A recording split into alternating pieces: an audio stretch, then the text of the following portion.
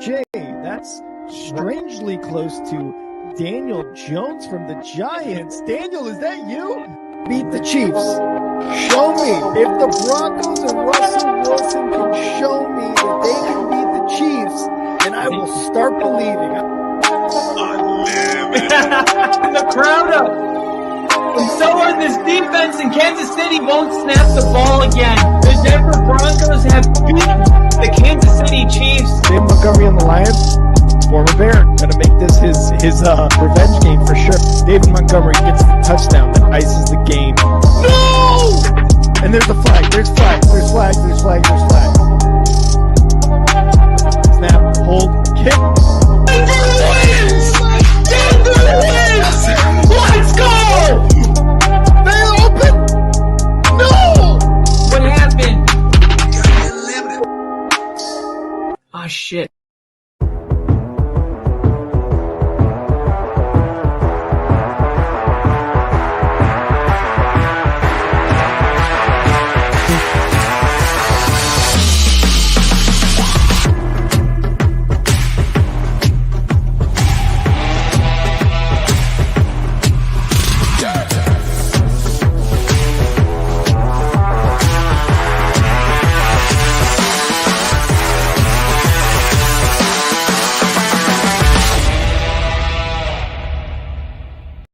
Let's go! It's Broncos time, baby. It's fucking Broncos time. Kyle is just he's getting there. Look at that. You're in Broncos country. Let's ride. Let's fucking go, baby! Oh, let's go. Let's fucking go. Broncos are gonna win Oh tonight, Kyle. my god, dude. Broncos are gonna win. I know it seems like I might have really great energy going on right now, but I just wanted everyone to know that it's nervous energy. This is Yeah. I am terrified, and I don't know why. Like, my team is won 6 of 7. They are so consistent at this point of the year, like almost like you know what you're going to get. Mm-hmm. I said Denver might not be the best team in the AFC, but they're definitely becoming fastly the most reliable. But for some reason, I'm still nervous about this game, man. No doubt this is the hardest game remaining for the Broncos. Yeah, and honestly, like one of the most important to continue that road to the playoffs for this team. And Lions are going to play hard, but I really, really, truly believe the Broncos are going to take this dub tonight. Primetime Saturday Night Football, which is weird to say, but it's happening. And what's great about this is that, this is the only game on right now. It's prime time. And look at Russell Wilson leading his boys out to that field. Woo! It's about to go down, baby. We've already got Crafty. He's saying, "Uh-oh." That's a whole vibe in there. I know, dude. It's and they're wearing the whites. It's awesome. Crafty said he's got the Goodfellas jacket on. I love it. Thank you. I was watching the interview. I mentioned it earlier this week a couple times because it was one of my favorite interviews I've ever seen. Yeah, because it was 2 of our middle linebackers who are playing well enough to be famous. Yeah, but they're not famous enough to not be normal. So they're still like super down to earth guys that are just like casually one of the best linebackers in the league this year. Josie Jewell and Alex Singleton, Alexander Singleton. Yeah, look for these dudes to be flying around on the ball. They have been so good. And you look at Detroit, you got David Montgomery, and you know all about that guy. Mm-hmm. And you've got Jahmyr Gibbs. So I think that they're going to try to incorporate those backs into this game. I think there's going to be a heavy dose of it. Mm-hmm. Denver's got to be ready, and it's going to be Alex Singleton and Josie Jewell who are going to have an amazing game. And in the interview this week, they were, like I said, super down to earth, and they gave really great answers. Because they were in a bar. So it's a different type of atmosphere where you can, the NFL media is not talking to you. Yeah. And they kept asking about the 70 and he was like, you know what? And I'll say it again because it was so freaking awesome. He said, who's saying that we're not going to be at home when the playoffs come? Yeah. And it was like, holy That shit. sent you through the fucking roof, I'm sure. Because it's like when you have the Chiefs, right? You don't even consider that, Yeah, especially yeah. when you're 1-5. You're not Yeah. like, you're just like, hopefully we get a ticket, hopefully we can get the 7 seed. You're not like, oh, let's take over the Chiefs. But the reality is, one game at a time, Denver's found themselves one game back from Kansas City. And this is the game that I think is going to tell a lot, because I do believe if Denver wins this game, they win out. I think if they lose this game, they win out. But the difference is 11 wins versus 10. Yep. And I do think the way the AFC is looking, there's going to be a 10-win team that doesn't make the playoffs. 100%. In order for Denver to truly control their own destiny, they have to win tonight.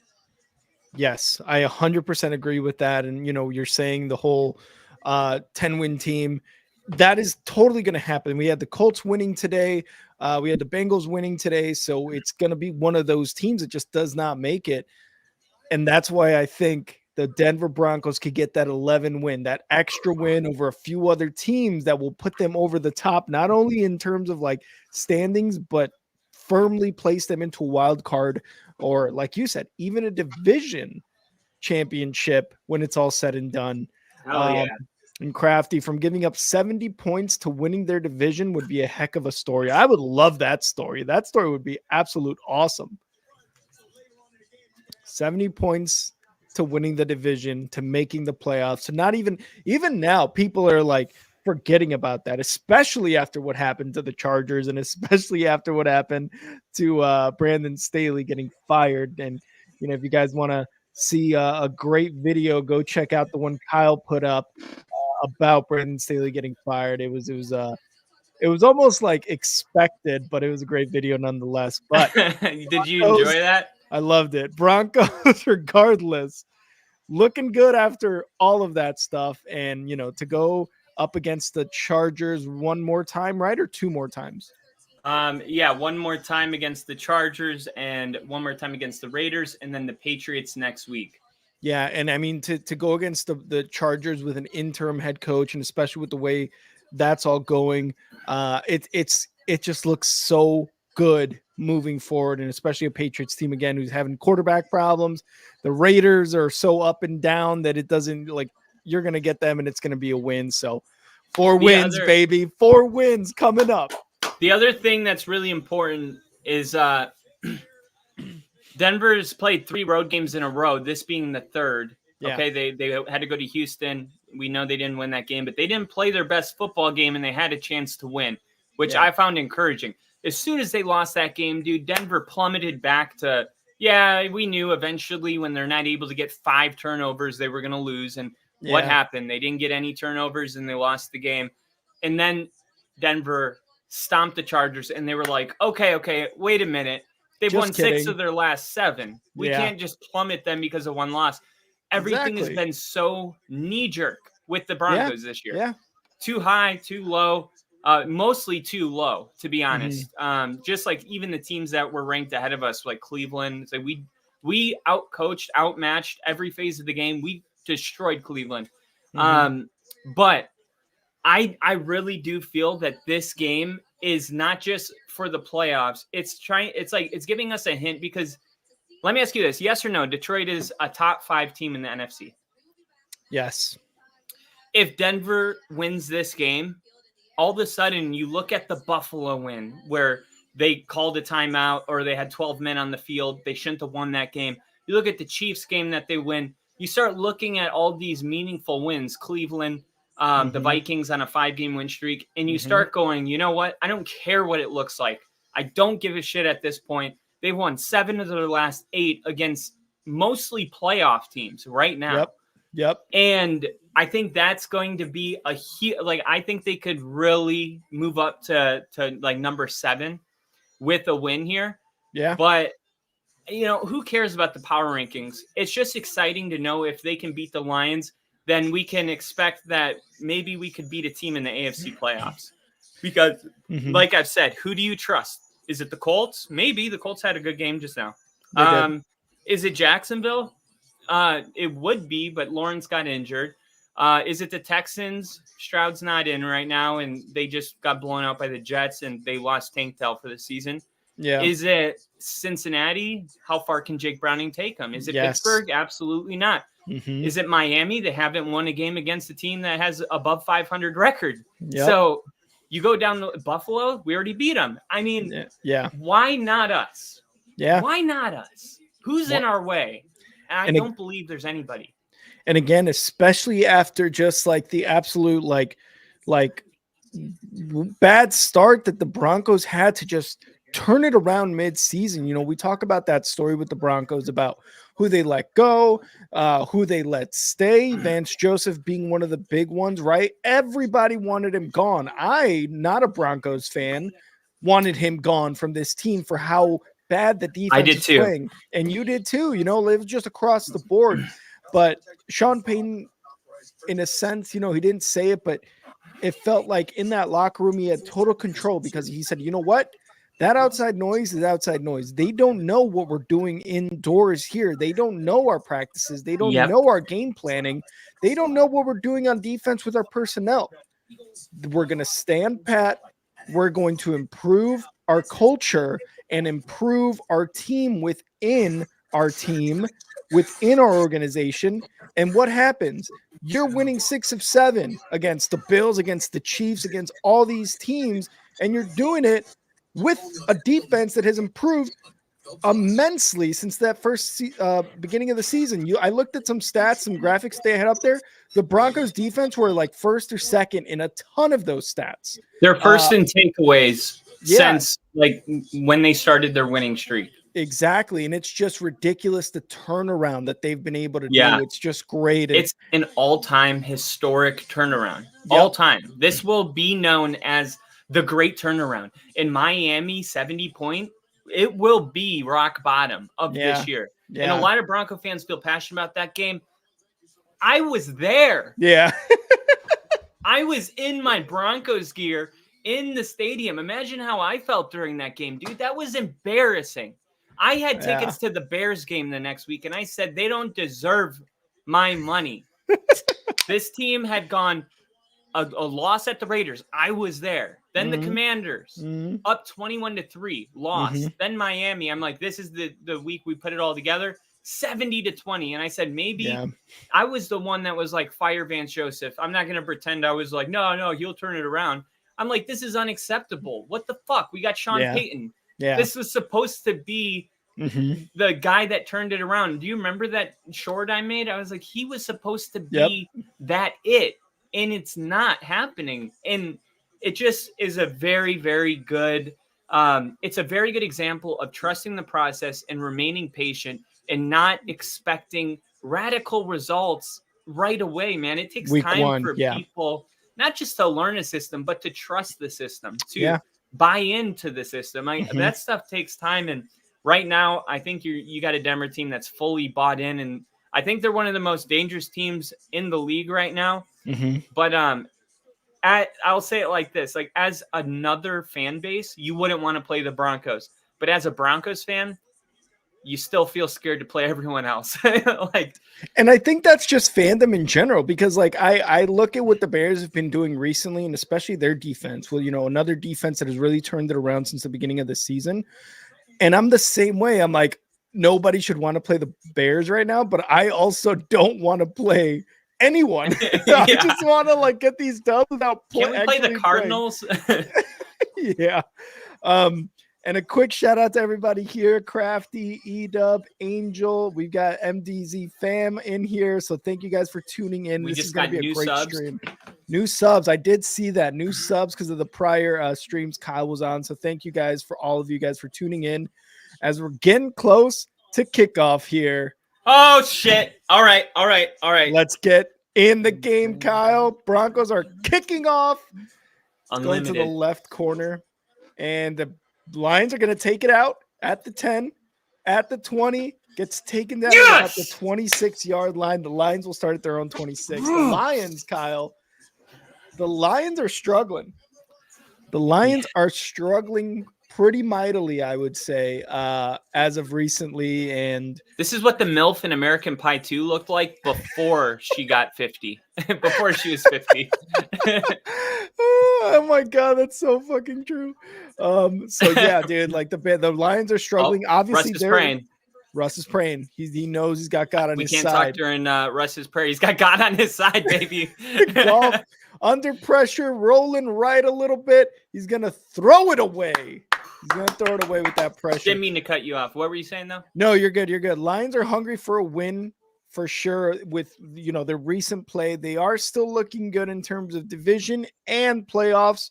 So what do you think? I mean, it's just if you're a Lions fan, if you're in the Lions, I guess organization, like, is this like a must win for you, or is this kind of like yes, okay, that's what absolutely. I thought too. That's what makes this game terrifying. Makes it like a playoff game. Jared Goff throws left, going to be a first down to Amon-Ra. Oh, was he not out? He's still in at about the 46-yard line. There's Alex Singleton on the tackle at 49. I thought he went out of bounds. That's weird. Good body control. He's hell of a receiver. He's going to make a couple of these plays, and this one wasn't Strong. on Surtain. This was on Monroe. And PJ Locke, man, he's been doing a great job, but he's got to wake the fuck up. Yeah, he's got to push him out of bounds. Yeah, he's got to fucking drill his ass. Drill him. Drill his ass. In the shotgun. Under center now is Goff there with two running backs in the back. Takes the snap, fakes the handoff, looking to throw, going deep left side. Incomplete. Yes, baby. Justin Simmons. Justin Simmons with the bat away. No zone. That's the no zone, Goff. That's the no zone. Woo! Justin Simmons, Sweet. You're old. You're not good enough. You can't stay healthy. Can't do shit. This is all just to motivate him, guys. Yeah, of course. No, he's one of the best in the league. 30 interceptions since 2016, most in the NFL. Enough said. God. 2nd and 10, Goff back to pass. Dumps it off there to Montgomery, who gets about 4 yards on that reception. Going to be a 3rd and 6. There you go, Alex fucking Cooper. So Cooper, number 0. They were talking in the interview, and they said Cooper's the guy that you don't want to talk to pregame. He gets into that zone where he goes to a dark place. And he's like, and if you even like mention anything to him, he headbutts you. And they went, that hurts, man. They're like, we're like tough football players, but it hurts. We don't even like being around him. And I'm like, dude, that's such a cool detail to know. Like, so Cooper's our dog. yeah. That's great. That's pretty, man. He's like Kevin Garnett. Back to passes, Goff. Quick pass to the right side. Incomplete. Yes! Yes! Let's go! Get off the fucking field! No. No, don't jinx it. Don't jinx it. Oh, God. Kyle and I are a perfect representation of being fans of teams. Just in the NFL. No, don't get cocky. No, stop. Don't do that. Somehow, something will get in the way. Yeah, you're going to screw the vibes, dude. You're going to screw up the vibes. And guess what? David Montgomery on my bench. I'm in the playoffs. I wanted to start him. I believed he was going to have a good game, but I said, I am not conflicting my mind and my heart tonight, baby. You can sit your ass on the bench. That's right. Here's the punt. And saying, don't touch it. Bounce. And, going to go out of bounds at around the 12. Bounce. If you like, well, yeah. Denver Broncos win. Yeah. I love that, E-Dub. It's always like Sunday on Only Football, the only football podcast. The only football podcast that only talks about football and only football. Only football. The Only Football podcast. Subscribe. By the way, big announcement coming on January 1st. We're going to have our first thing that you guys can buy and purchase from us. It's going to be a limited edition. There's only going to be 50 of this specific item. I won't say what it is. And when we run out, that's going to be it. If you have a pair, you're OG. If you don't, you're still OG if you're like Bill and Ginger. But it's going to be awesome. I can't wait to show you guys. January 1st, big announcement. Our first product going on sale. You'll be even more OG, though, if you do buy it. More OG.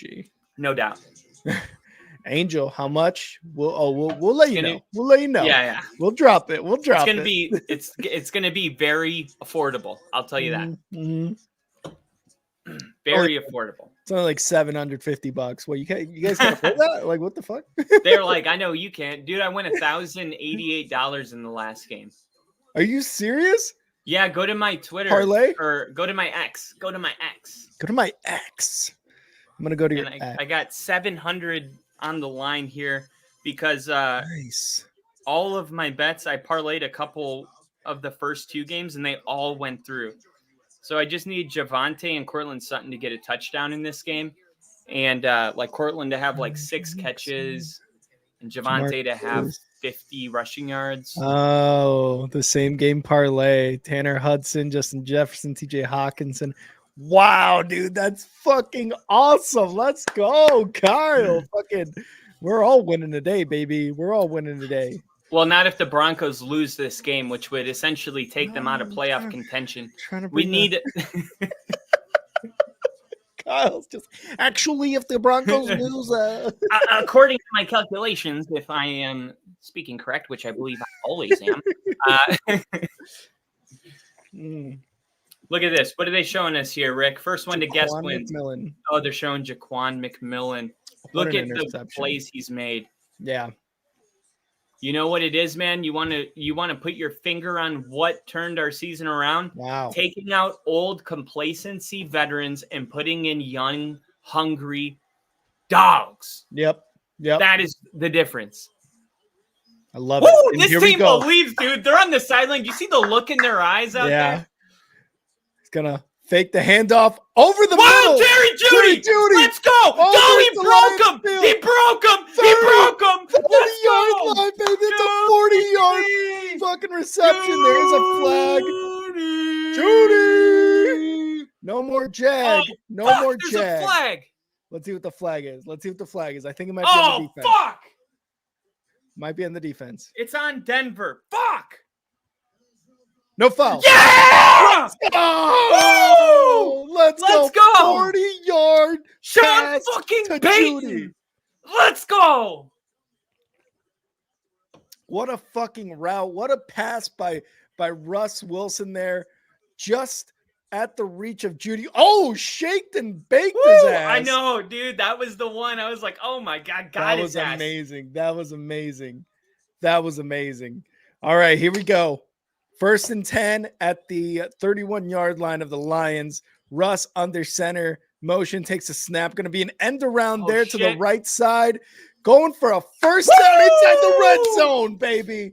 Inside the red zone. Sean Payton scripts the first 15 plays on offense. This is a known thing. He's been scripting the first 7 after halftime. We have been one of the best starting teams. This is just a product of Sean Payton spending long nights studying of what the weaknesses are of Detroit and having a perfect first 5 plays. Look at these first 2 plays, man. Look at these receivers. Oh shit. Get the ball. Pass. That was a backwards pass. So that was actually a fumble, not an incomplete pass. The ref's wrong. Good thing they didn't say that, though. Well, I think he recovered it. Yeah.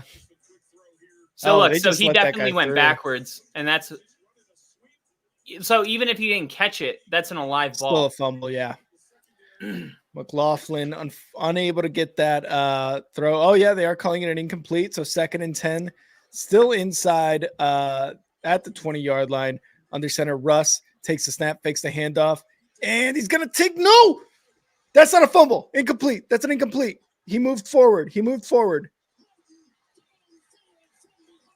That's got to be an incomplete. He shoveled it. He shoveled it forward. It's all right. I thought he shoveled it forward. It's a fumble. It's a fumble. It's all right. It's all right. Russ has got to take that sack if it is.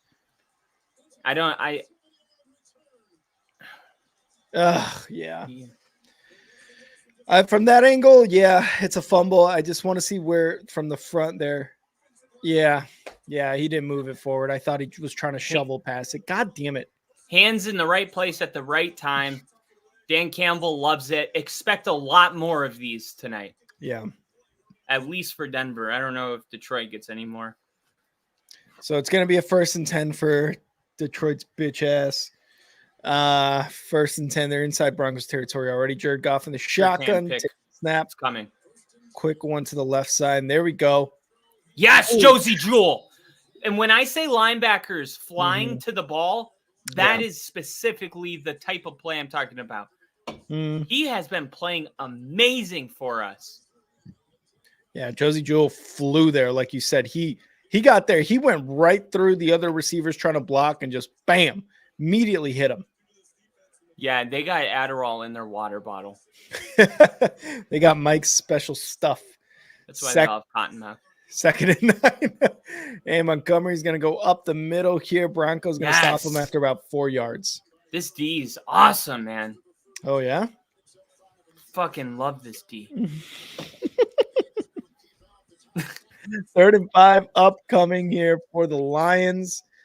See if the Denver Broncos can stop them. Let's go, boys. Let's go. 3rd and 5. If they could force a field goal, they don't have Matt Prater anymore. Matt Prater left Denver, went to Detroit, now with Arizona. Goff to pass. A little bit of pressure. Yes! Let's go. Let's go. Sorry for screaming. You're good. Let's go, baby. Sack lunch. Is it possible that the worst thing that could have happened to us is behind us and it results in nothing? How many times during this win streak has a player or a team playing Denver come up with the ball or an interception? There was an interception on the Broncos' first play at the line of scrimmage last week against the Chargers, and it resulted in nothing. Nothing. And here Denver has done such a good job defensively of bailing us out of these mistakes, and that's why I said it's okay. It's okay. They come clutch again, man. And they're going to punt here. Punt's going to go over the middle of the field and, in the end zone, baby. Nice. Do you see Marvin Mims pretending that he's going to catch it? Yeah, I love that. Fucking now we love get that. It at the 20. Broncos have another shot on the offense coming up here. The way it was moving, though, the way those things were moving, that offense was moving. It was looking good. I took it off the wall. It's Marvin Mims right here. 19. Let's fucking go, baby. Who else is on there? I got this signed week 1. That's actually Jared Stidham, our backup. Oh, nice. And, no. That's on my last one. This is Justin Simmons. You got Simmons and Mims on there? That's fucking awesome. Yeah, dude. I have 4 Justin Simmons autographs because he stands outside, rain, snow, for an entire hour after every home game and signs every autograph. It takes him an hour to get to his car. Fuck yeah. That's awesome. That's how you know. I thought I got lucky. And then I was like, I've been to 5 Bronco games and this is the one guy that signs my shit every time. Yeah, every time. He knew who I was last time. Oh, really? Yeah, it was like, I'm the guy that, because the first time I met him, I didn't know him that well. He was a rookie and he blocked a field goal. The Saints were trying to win. And he blocked the field goal, and then it got returned all the way back for a touchdown, and Denver wins the game. It was a crazy turn of events. Hell yeah, dude. And I was like, I still remember in New Orleans when you blocked the field goal, and he's like, oh, hell yeah, right on. And then the second time I met him, I said the same story because I didn't know what to say. Yeah. And then the third time I met him, I'm like, hey, I'm the guy that like 2 times has told you that I still remember that, and then I did it again. And he's like, yeah, I know. I remember. He's like, I try not to say anything because, you guys are so excited. Yeah, because you're like, this is what I'm going to say, and then you start talking to him, and you realize, like, just like when a player is signing autographs, they don't want to acknowledge you. They don't make eye contact, because if they make eye contact, then somebody will suck them into a story. Yeah. And then they can't get through the autograph. So out of respect, I don't like to start conversations. Yeah, but I just want to say something little. Like when I got Mike McGlinchey's autograph right here. Yeah. Our left tackle. I told him, I said, keep your head up, man. It's a long ass season. And he was like, yeah, no doubt. That's all he said. And he kept saying, but just getting that acknowledgement, especially after a loss, letting these players know, hey, Denver loves you. And the fans are with you. The fans are with you. Yeah. Especially after a loss. I'm more likely to go out there after a loss than I am a win, to be honest. Love it. We got Lil E in the chat. Lil E, What's up? Thanks for joining us. Love it. Here we go, Kyle. Under center, Russ, 1st and 10 from their 20. Got some motion. Gonna get the handoff there. It's gonna be who's 33 again? It's fucking Javonte Williams. Right? Yep. Williams with the run. He gets back to the line of scrimmage, maybe a yard on that run. If possible, I hate fucking fantasy football, dude.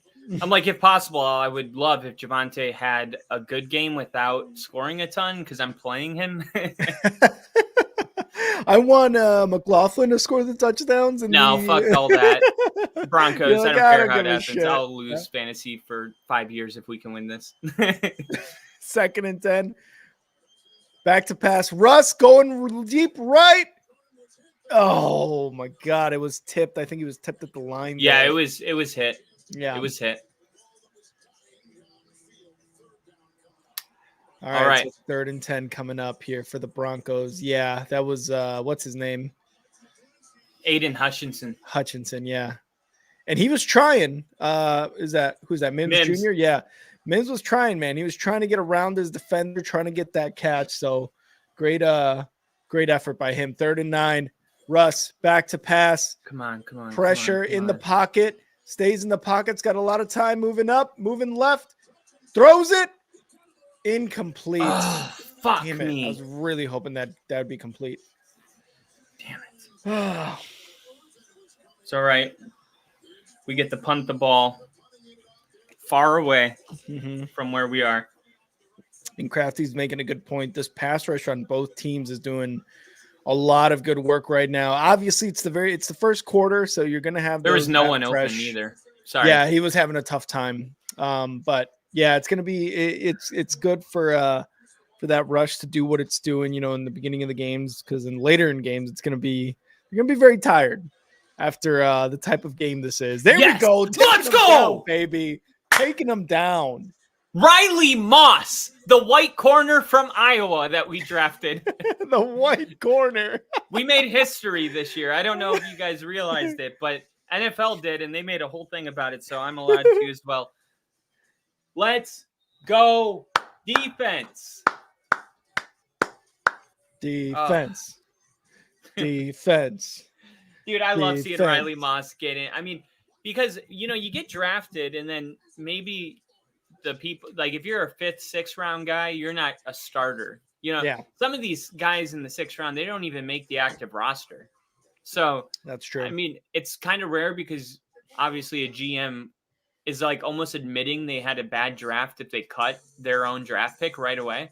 Mm-hmm. So they'll like ride with them for like 1 or 2 years. But some of these guys are just bust. They're out in a year. Yeah, 100%.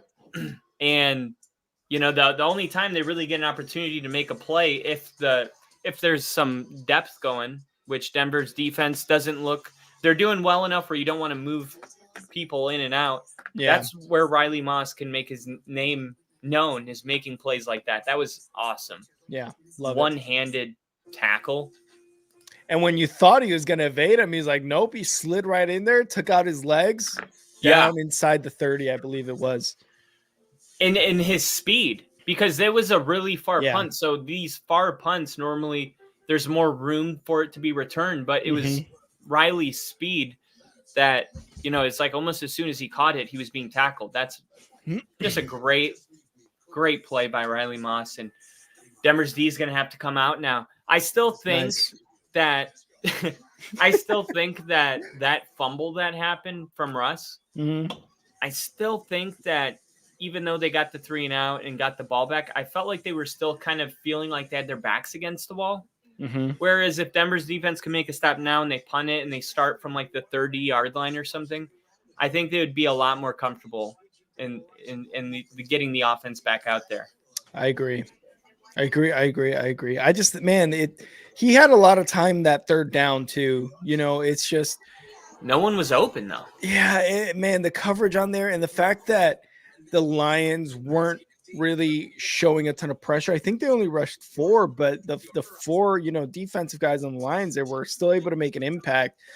Russ had a lot of time. Again, it was just the wide receivers were not able to get open, and Russ is looking for a first down on that 3rd and 10, right? Like you want that first down. You don't want to come up short because you're but you're behind the 30-yard line at that point. You're not going to go for it on a 4th and 1, 4th and 2. So you're just looking for that first down no matter what. Definitely. Here we go. Under center is Goff, takes a snap, hands it off. Jahmyr Gibbs up the right side of the line, gets 8 yards on the carry.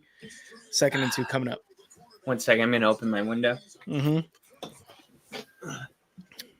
Jahmyr Gibbs. I know I was watching the pregame. They were saying Jahmyr Gibbs is going to be a big reason why the Lions could win, and they need to play him more, and they need to, get him the ball in space. Just get him the ball in general. Let's see if the Broncos defense can stop him. Under center. Back to Jahmyr Gibbs on the right side. He breaks a tackle. Oh, son of a bitch. First down, and they're at the 46-yard line. Damn it. Sorry, Kyle. There is a flag on the field. Holding. Yes! Yes, holding, baby. Whew, I knew it. Fucking cheaters. Fucking cheaters. Fucking scumbags. Fucking douchebags. Dan Cambell. Totally willing to do whatever it takes to win today, including cheat. We'll see if that catches up with him later in this game. That cheating bastard. All right. Now it's going to be a 2nd and I believe 7. 2nd and 12, actually. Goff back to pass. A little bit of pressure on the line there. Completed, unfortunately, for first down here coming up. God damn it. Was that Williams or Rob? Williams. God damn it. Edub sending his good luck to you, Kyle. Thanks, Edub. Thank you, Edub. Oh, God. It's all right. Yeah. All right. 1st and 10 coming up. Broncos showing a little bit of pressure here. Takes a snap. Goff back to pass. Over to the left side. Complete. I knew that was going to happen. Yeah, to Raymond there. You can't send that much and not get penetration at the line of scrimmage. Like, there's way too many people. Oh, just one more second, and you were probably going to get a sack there.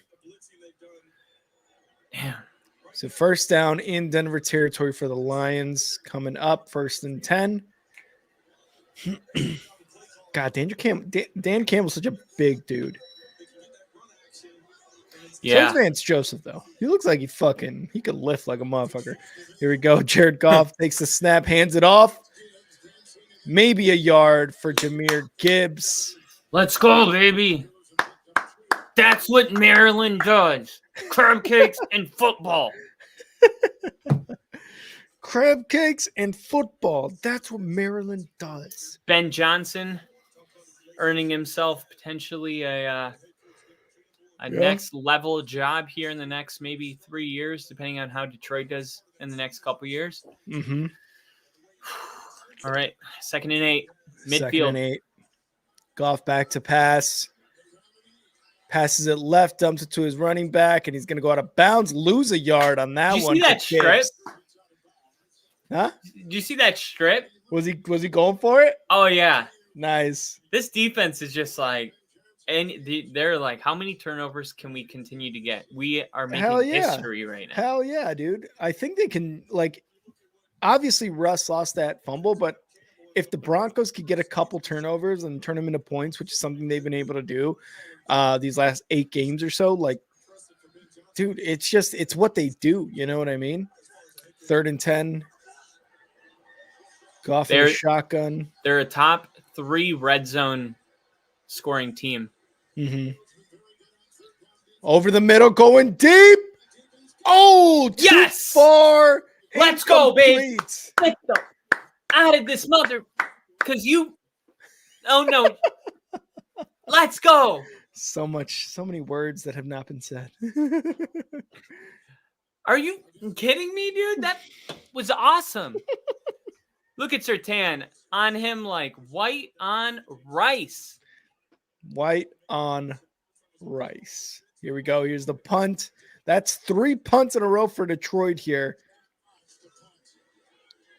See where it ends up. Fair catch being called at the 16, 17-yard line. That's my boy. That's my friend, Marvin Mims. He knows me. Marvin Mims. That's your boy. That's my boy. We go way back. Signed your towel. Signed my towel. When you say it like that, it sounds like we're not that close.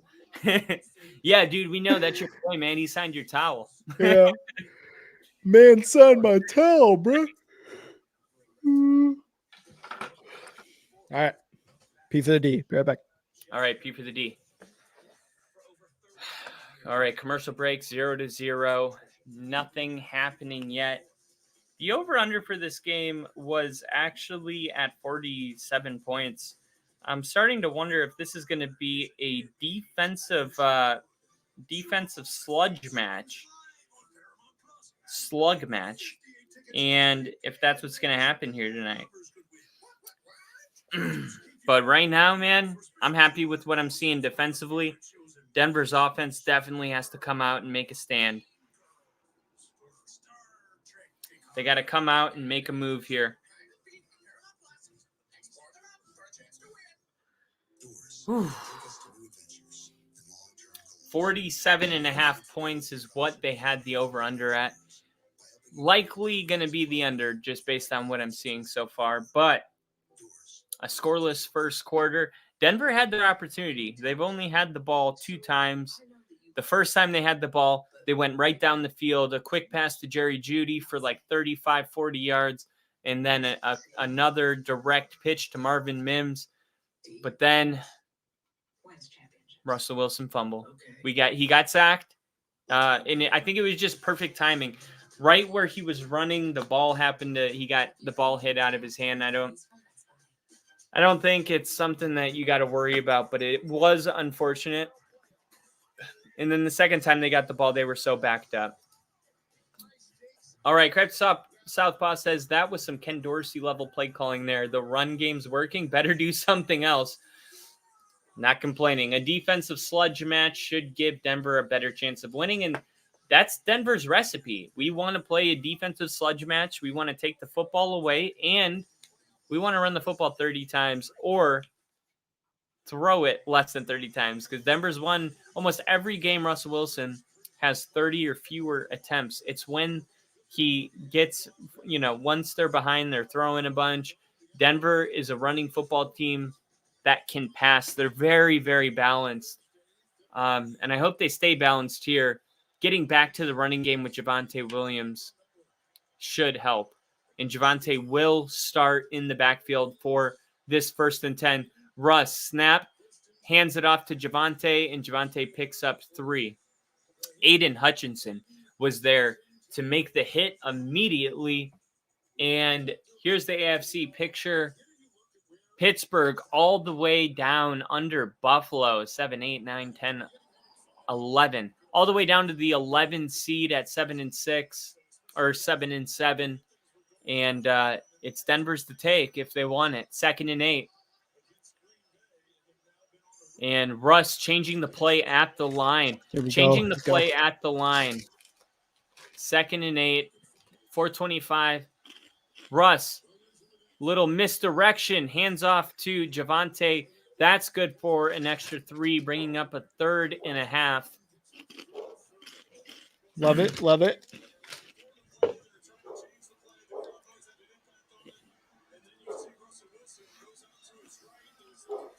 All right. What was the first play? Was it also a run? Yeah. Oh, okay. So 3rd and 5 coming up here for the Broncos. Russ in the shotgun, 4 receivers wide. 1 running back to his right side. Let's go. Damn it. Let's go. Fucking comments ruined it. There's going to be a false start. Fuck me. Oh, yeah. I think it was a right tackle too, right? Yeah, I think it was McGlinchey.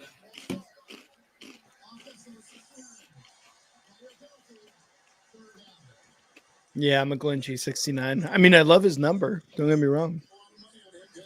But that was weird. Like, that's what the fucking Eagles do every play. Lane Johnson does that all the time.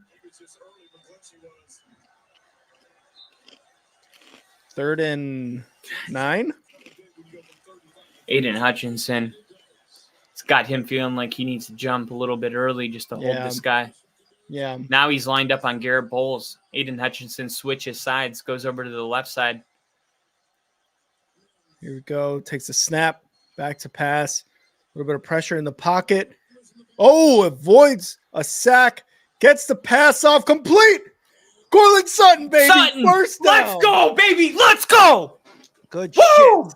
Am I ahead of you, by the way? No. Oh, okay. I don't think. Do I you don't see wanna- Sutton right now? Yeah, I don't want to ruin anything. And now replay. Yeah. We're Okay. exactly on. Okay, I just didn't want to ruin anything. Oh, no, you're good. You'll be pleased on this one. I actually covered the comments, Rick, so you got to take over. Okay, sounds good. Oh, shit. Here we go. Let's go, And it's P. gonna be a Ryan. run. Yep, P. Ryan for 5 yards there. All right. Scoreless, Rick. Scoreless. 2.5 minutes in the first. I feel like Left. a lot has happened, though. Oh yeah, I mean 3 punts already by the Lions too. Like that's always good, and especially with the fact that they have been in Broncos territory those 3 times. 2nd and 4, Russ on their center takes a snap, hands it off, and about a yard gain on that run. It's going to be a 3rd and 3 coming up. 3rd and very, very manageable. Denver just trying to stick with the run game. They're a very balanced team. I know that it's frustrating when you run the ball and it doesn't pick up a big chunk, but it's essential to Denver's formula that they continue to get those 1-yard gains. Back As to dumb as that pass. sounds. Russ. Oh no. Yes. I think that was incomplete. Made the pass, caught it, and just immediately got hit there on his left side. Hit. Bam. Yeah.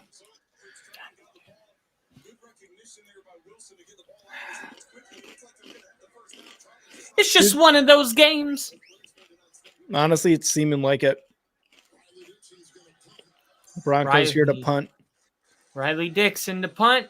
Boom. Looks like he got a good leg on that one. This one's going to be down. What are you doing? Oh, my God, dude. Are you fucking kidding me? Oh. Little trickery there by the Lions.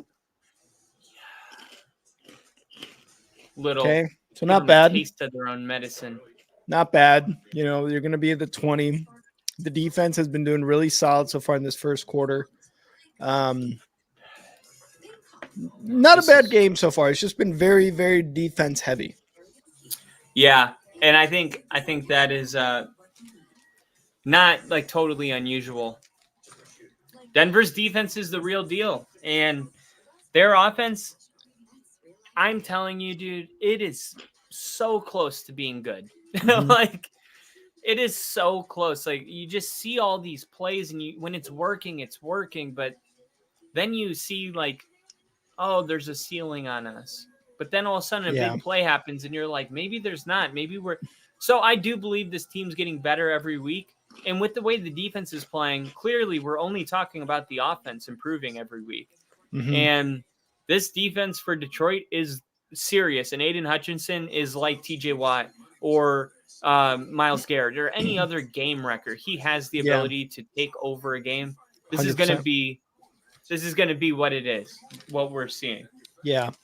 And the, you know, especially the Lions defense, right? Like they know what they've done badly the last few weeks. Like they've let up a lot of points and they want to be able to shut down this offense. I will say, I think eventually the Broncos offense has got to push through. I think that's what's going to happen because this defense for the Lions, nowhere near as good as a full 4 quarters from a Denver Broncos defense. Sorry, I'm talking through burps. I'm an old man. Yeah. And all right, looks like we got one more commercial before the game's back on. So I will be right back. Just filling up my beverage. I'm good. Angel, you said it. Aiden is a good player. And we got SN San joined the stream. Thank you so much for joining, and please subscribe. Please follow us. That'd be awesome. Thank you. And anybody who's watching now in the comments, let us know what your final score prediction is going to be. First quarter, about 1:38 left. So prime time to get your predictions in.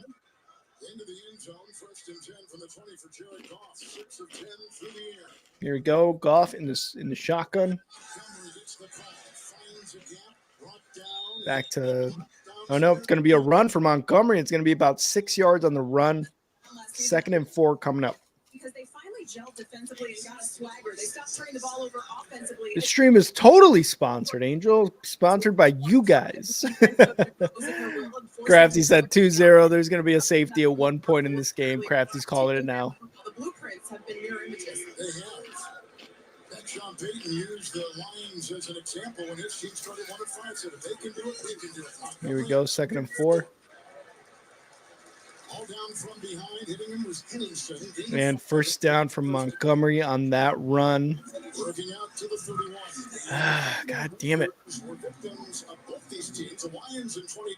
Started 1-5 and 23. Defeated Green Bay in week 7. Won 6 of next 7 games for the Broncos.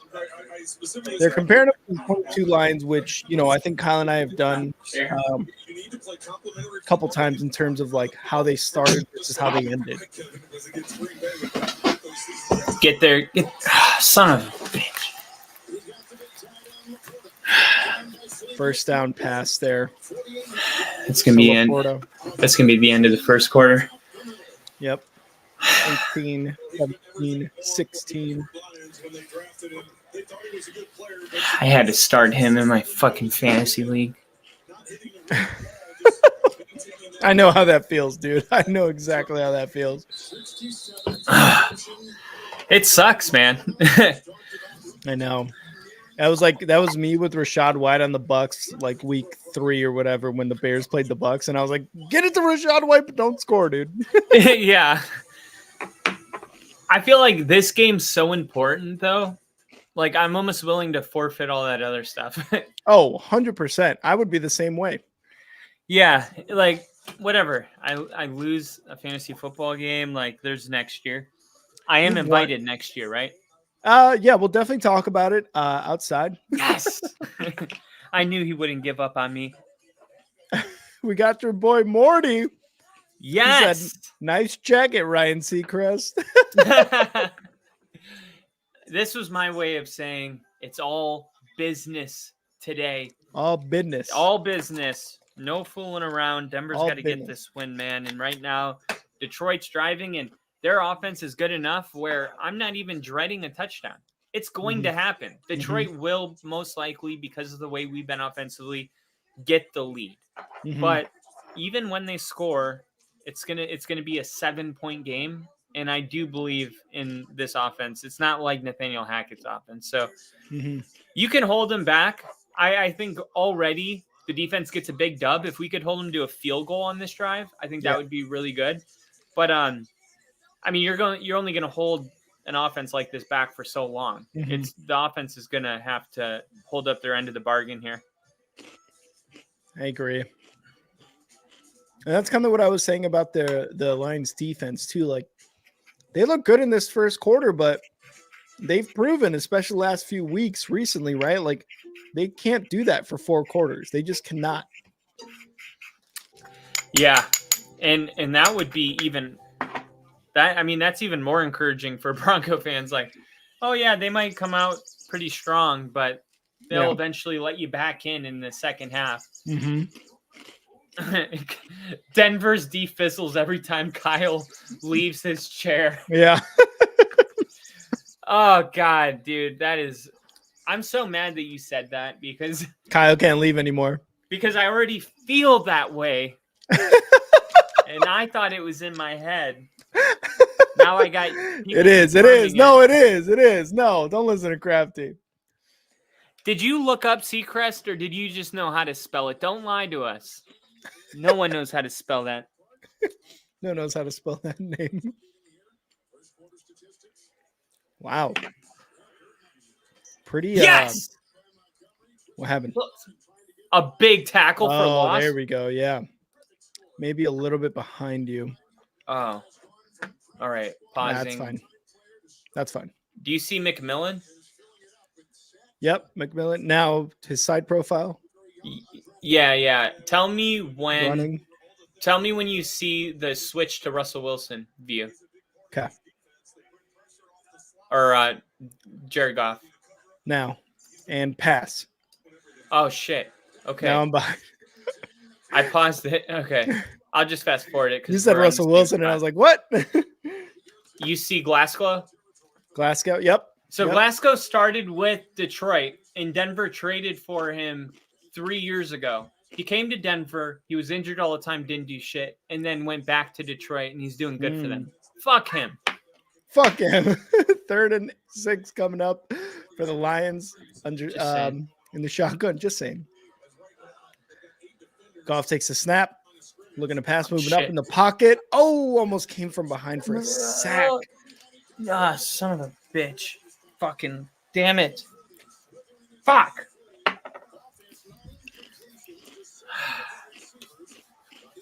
Here's the replay. Laporta there on the left side.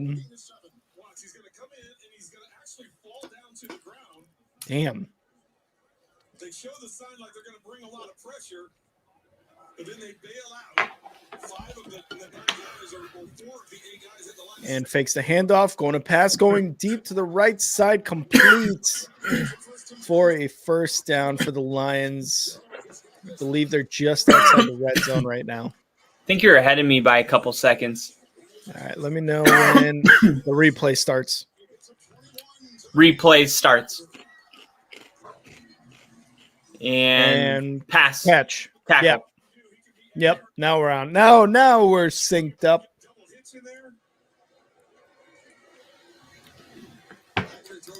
So even Morty knows. Guys are being held. 1st and 10 inside the red zone.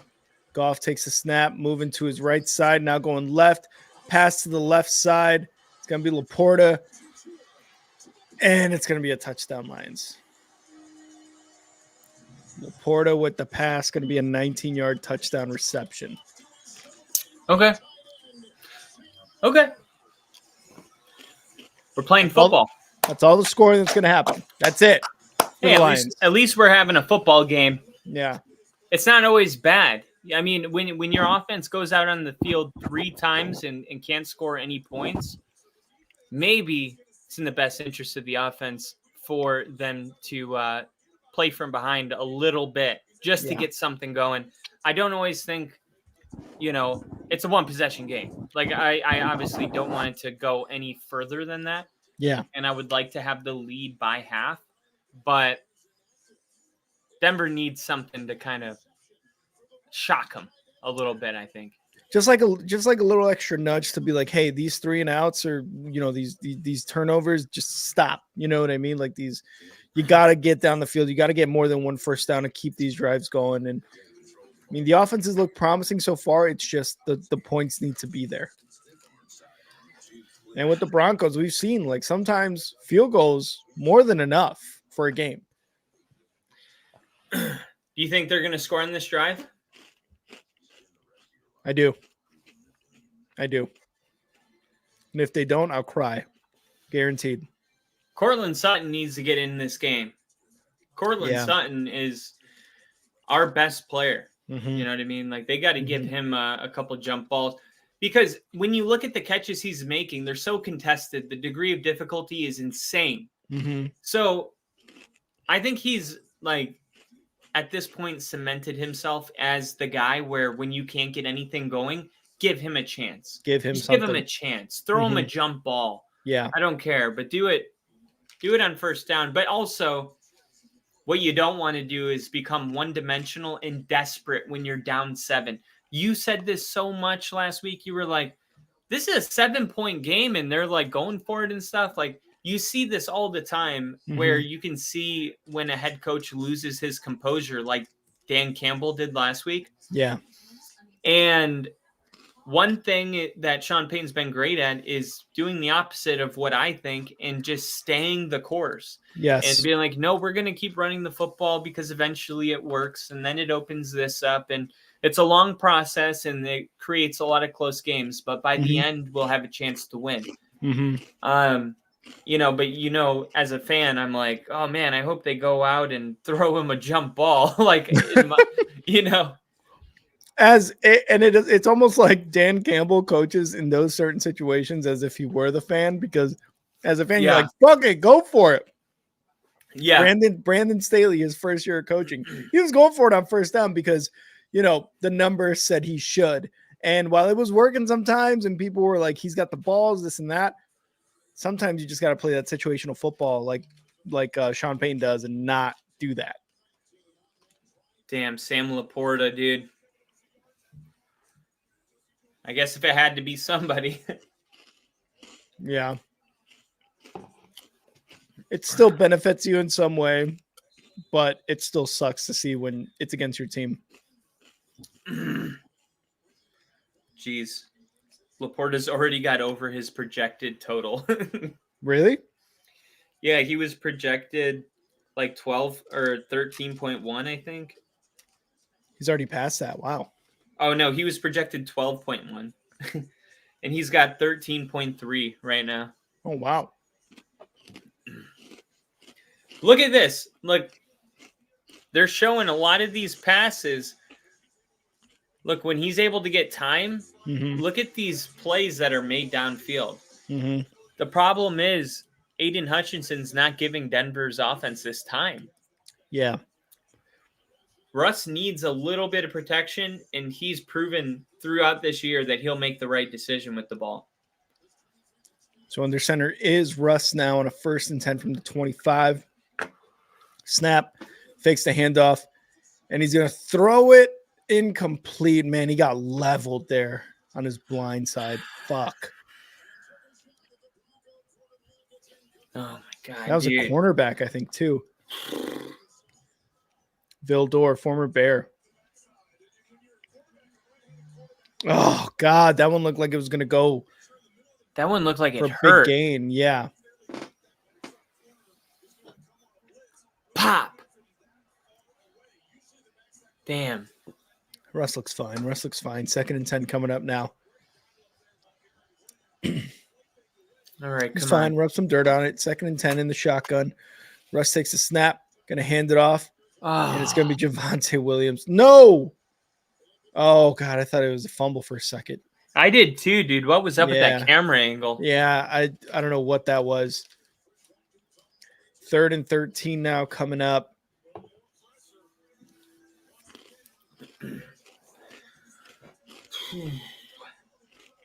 Don't like to see that from the first offensive series after they score. No, not at all. Big 3rd down. 3rd and 13. Russ in the shotgun. Let's see if he can get the first down here. 3. Come on. And just sacked. God damn it. Back to the 12-yard line.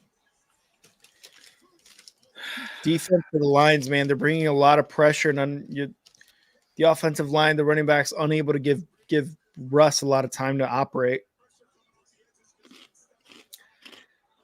Man, dude. Just got beat. He just got beat. They're just getting beat, yeah. Jesus. Like Lloyd Cushenberry running around, almost getting punts blocked. They just need to calm down right now. Yeah. They need a big play on special teams or a big defensive play. They need some kind of big play. I don't know if it's going to come from the offense or defense, but I think that's going to be the spark. But they definitely look like a team that needs some kind of spark. Interception, fumble recovery. Doesn't even have to go for a touchdown. It could just be inside of the Lions field, and it'll be great. It'll be great. How you feeling, Kyle? Nervous, dude. You got to remind yourself that it's a one possession game. Mm-hmm. But this is bad, dude. Like, we're getting close to halftime. Mm-hmm. You know what other game we had like no points at the half and we didn't get going until the fourth quarter was the Texans game, and we lost that game. So this looks kind of familiar to that. So definitely not loving that feeling right now. Broncos were still in it. You know, they were able to, you know, get the ball there in the fourth quarter to get a dub. Unfortunately, obviously they couldn't do it, but they gotta score. They're getting the ball back in the third quarter. They really need to get a score here in the second quarter, because if you get that, you know, you get that momentum going, which is something we've talked about during Broncos games. Like, they defer a lot to get that momentum on their side in the third quarter. Yeah, this comment right here by Morty's pretty much it all starts right there. Lions are getting pressure with 4. Denver's offensive line has to be better. They pulled up that graphic of Russ when he had time to throw, because they were trying to drive home a point that if Russell Wilson has time to throw, then the Broncos have great things happen. Those deep balls to Cortland Sutton, those deep balls to Jerry Jeudy that we've seen this year. But when he doesn't have any time, when the ball is snapped and he already can't even think about his progressions, because his first thought has to be, I need to protect myself and buy myself more time. How can I buy myself more time? If you're thinking that the second you put your hands on a football, how are you supposed to be going through your progressions in any way? It's almost a dead play. It's almost a dead play. And this is exactly why Bears and Broncos, Justin Fields, Russell Wilson sacked 50 and 51 times, the most of any quarterback in the NFL. So if anyone understands what I'm saying, I know it's you from last year. They need to do better. Goff's going to be back to pass pressure on him already, and he's going to complete that pass. God damn it. A rare completion on Surtain. Okay. I think it's been like 4 games since I've seen that. I can live with that. It's unfortunate, but. And he had his hand there. Like, he was ready to make something happen. He'll be all right. First and 10 now for the Lions inside of Denver territory. Under center. Goff hands it off to Jahmyr Gibbs going left. First down. Driven out of bounds at around the 20-yard line. Fucking A, man. Yeah, I knew right away that was bad, because they were blitzing Cooper off the left side, and he had containment. Look at him break containment right here. That's 29. That's McMillan. McMillan totally was supposed to have the edge, and then he dove to make a play on the ball, and he took himself out of the play, and then nobody for 20 yards. First and 10 now inside of the red zone, I believe, or just outside of it for the Lions. Fuck, dude. Takes the handoff. Goff. Nice. Lose a ton of yards there on that first down. Try to get a screen going. Jones was all over it. Second down coming up. 2nd and 16. I updated the ticker. Oh, yeah. I was supposed to do that. Sorry. No, it's okay. I enjoyed it.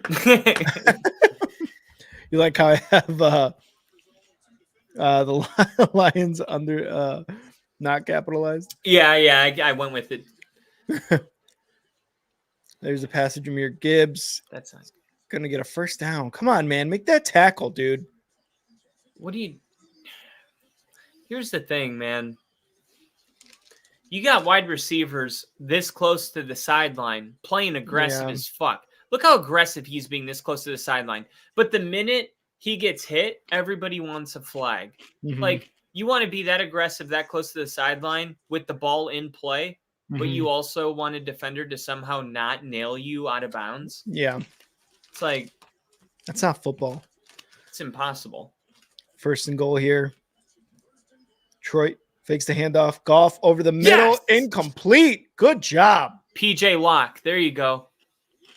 There you go. He just made that hit that the fans wanted a flag for in the previous play. Out of bounds, yeah. Surtain, dude. Look at that coverage, dude. Got his ass. Do you see that coverage, though? Yeah, it's really good. Like, Surtain wasn't even being highlighted, and he was the highlight. Mm-hmm. He is a blanket. Second and goal here. Goff back to pass. Over the middle. Complete. Touchdown. Jahmyr Gibbs, the Lions. 2-possession game. Not worried. We've unfortunately been in a ton of these. Yeah. During our win streak. It's a shame it had to start this way, but it means nothing about what's going to actually end up happening. And I'm learning that throughout these tough wins. Mm-hmm. I'm learning not to panic. You just kind of got to ride this out. I don't know what this part of the game is. It doesn't happen every week. Yeah. We dominated Cleveland and the Chargers. But the Bills and the Chiefs, we definitely have had to weather this type of feeling a couple times. But they'll be all right. Mm-hmm. I mean, they're always all right somehow. They're there. In the end, you look up, they're right there. They just need to get something going on offense, man. And yeah, dude, that's what sucks is like they did. They came out and they moved the ball right away. Yeah. The scripted plays went so well, but it seems like ever since Sean ran out of those first 15, that now that they're making it up as they go, they can't handle the pressure of making it up, of calling the right play. They can't establish the running game, and they can't protect. They need to start throwing a screen. They need to get Marvin Mims. They need to get the ball out of Russ's hand quick. They need to maybe even look into the bag of tricks at this point. Maybe a flea flicker. Something to give this Lions team a different look. We're too predictable right now, and it's very obvious. We're trying to – it's a chess match because it's like, okay, will you become one-dimensional in the pursuit of not being predictable? It's the same thing. Yeah. If somebody's like, you know what I mean? If somebody wants you to throw the ball the entire game, you become one-dimensional. But if you're just running it so you don't have to throw it, that's also very predictable. It doesn't matter what play Denver calls. If they can't win in the trenches, if they can't give Russ time, if they can't get separation at the wide receiver level, because how many of those sacks did you look downfield and say, yeah, no one's open? The receiver's job is to get separation. Got to get some separation, yeah. We need separation. We need protection. And Javonte needs better looks. The same offensive line that's protecting Russ is blocking for Javonte. And I know Javonte doesn't go down for 1-yard gains. Even a negative play is a 4-yard gain for Javonte. So the fact that he's getting eaten alive at the line of scrimmage is not a Javonte thing, in my opinion. It's an offensive line thing. This offensive line needs to dig down, pull their head out of their ass, and rub some dirt on whatever it is that's keeping them playing this level of football that we are not. This is not Denver Broncos football. We don't lose in the trenches. I love it. I'm ready to run through a fucking wall for Kyle. You dig fucking deep, boys. Let's go. Come on. I guess that would be my halftime speech. I didn't realize it till you reacted that way, but that shouldn't be a halftime speech. It's a right now speech, Kyle. They're gonna score right here. Well, yeah, but just for the sake of the speech, it wouldn't make sense to. Well, I guess that that's the commercial timeout speech on the sideline. That's right. That's right. 8:15 left in the second quarter. Denver definitely gets points on this possession. I've learned something about Sean Payton. He always finds a way. Here we go, and they're going to take it out. So right, 20. It's not working right now. 21-yard line. It's going to be hard to shift this momentum on the road. That is something that I'm definitely worried about, that I've been keeping on the low. It's easy to try to flip this at home. You get one big play and it's switched. You know what I mean? But when you're on the road, it's a little bit more difficult. Denver could take them out of it with a touchdown on this drive in a 3-and-out. The audience, you'd be surprised how fast people just shut the fuck up. The flip, yeah, it would be Yeah. like immense. All right. Denver starting their drive at the 21-yard line. Russ under center. 2 receivers wide. 2 tight ends. Takes a snap. Quick throw to the right side. Yes. For McLaughlin, I believe. Yes. Yep, and it's going to go 8 yards, baby. Let's go. McLaughlin. Love it. And that's what I said. Get the ball out of his hands quick. There's a Mhm. designed throw to Jaleel McLaughlin, a Lion, 55. He's on the ground. Hope he's all right. I'm not saying that sarcastically. I think he's holding his chest, it looks like. He had an opportunity to make a play on the ball. Mhm. And he jumped at him. And look at right here. He jumps at him, but he's able to get away. And now we're looking at the replay to focus on the injury, not so much. Wonder if it may have been an arm thing too. Yeah, it could have been some kind of socket issue, but that was a good play by Jaleel. It looked like that might have been a negative play or back to the line of scrimmage play. He made that into 8 fucking yards, baby. And he made that into 8 effing yards. I really, so what I was saying when this first kicked off about we're going to score, it wasn't like good vibes. One thing about Sean that's different from other coaches is even when we're in an offensive slump, like last year we were all year with Nathaniel Hackett, this is kind of how the entire game would go. We may get 3 to 10 points. Yeah. If we got over 16, we won. That's how good our defense is. And we still lost most of our games. That's how bad our offense was. Yeah. Sean Payton's games that start like this, especially around this close to the end of the first half, they go on a drive and kick a field goal, or they go score a touchdown. And then they come out in the third quarter, and usually they start slow again for some reason. But then with the second half of the third quarter and the fourth quarter, they score again, which it's still not great, but Sean Payton doesn't just like get shut out. He's one of the great coaches that you can hold him back. Like the chances of you holding him back like 3 times in a row is crazy. And the odds of it continuing to happen just go, it's even crazier. Less and less as we go on, versus a really bad offensive coach can do this the whole game. Yeah. And I think like Sean Payton for the most part too in this season has been able to make those adjustments in the second half after first quarter, after he finds himself in a position where his offense is maybe not doing very well. In this case, kind of, right? Like what's happening against Detroit Lions. I think he's been able to do that in second halves, and especially, recently going on 6 out of 7 winning those games. So, even if we go into halftime being down 2 score, I think Sean Payton has more than enough in his back pocket to be able to adjust in the second half and really, elevate the offense into, I guess, a more well-oiled machine in a sense, coming into the third quarter, especially getting the ball back too. For sure. And 55 is going into the locker room. Hopefully he's all right. 2nd and 2. Russ under center. 3 receivers going to be wide here. Wayne to snap the ball. Takes a snap. Hands it off. Oh, get the first down. Fuck. McLaughlin. Where do you think forward progress is going to be? Yeah. Okay. 3rd and 1. Yeah. It looked like I thought it may have been a first down, but when he bounced off that guy moving left. Yeah, I just wanted to make sure that he didn't lose a yard. Yeah. I didn't think he got the first, but 3rd and 1, I mean, that's a great probably a QB sneak here. Let's hope so. Under center, Russ. Yep, quarterback sneak. Oh my God, that did not look good. Let's see where they spot it. I think he got it.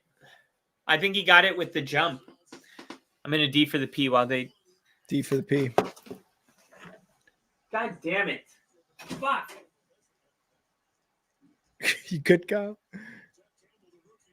Let's see where he took the snap, moved to the right a little bit. Anzalone, I believe, got to him there. It's going to be a 4th and 1. God damn it.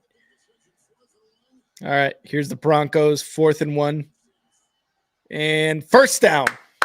Great jump by Russ there. First down for Russ and the Broncos coming up. Good job. That was a good one. What's going on?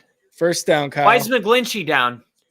Oh, shit. I didn't even No. notice that. Oh, they did another QB sneak on that 4th and 1. And no.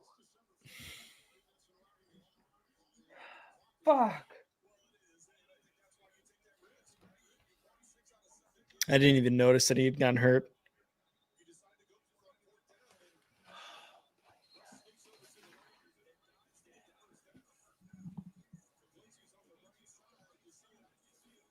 I didn't even really see anything. I wonder if it was when Russ kind of came over the top. Oh, he's going straight to the locker room. Yeah, he's going to the locker room. So you got number 73 in for McGlinchey now. Let's hope nothing really happens there on that right side for Russ and the Denver Broncos. Positive. 1st and 10 at the 32-yard line. In the shotgun, Russ takes a snap.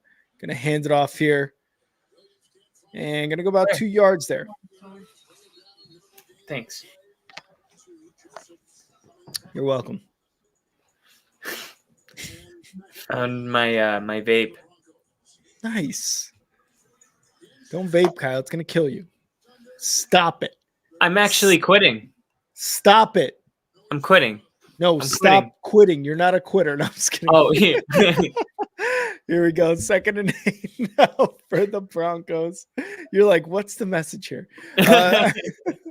Under center, Russ makes the handoff.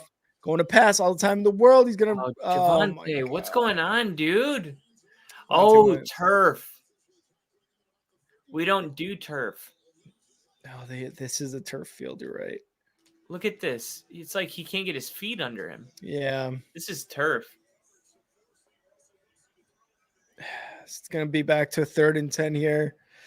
Dude, Detroit is such a better team in this freaking dome. They are. Nobody thinks about the turf. It's a huge factor. Yeah. If you're not a turf team, it's weird. It's not the same. Russ is going to be in the shotgun here.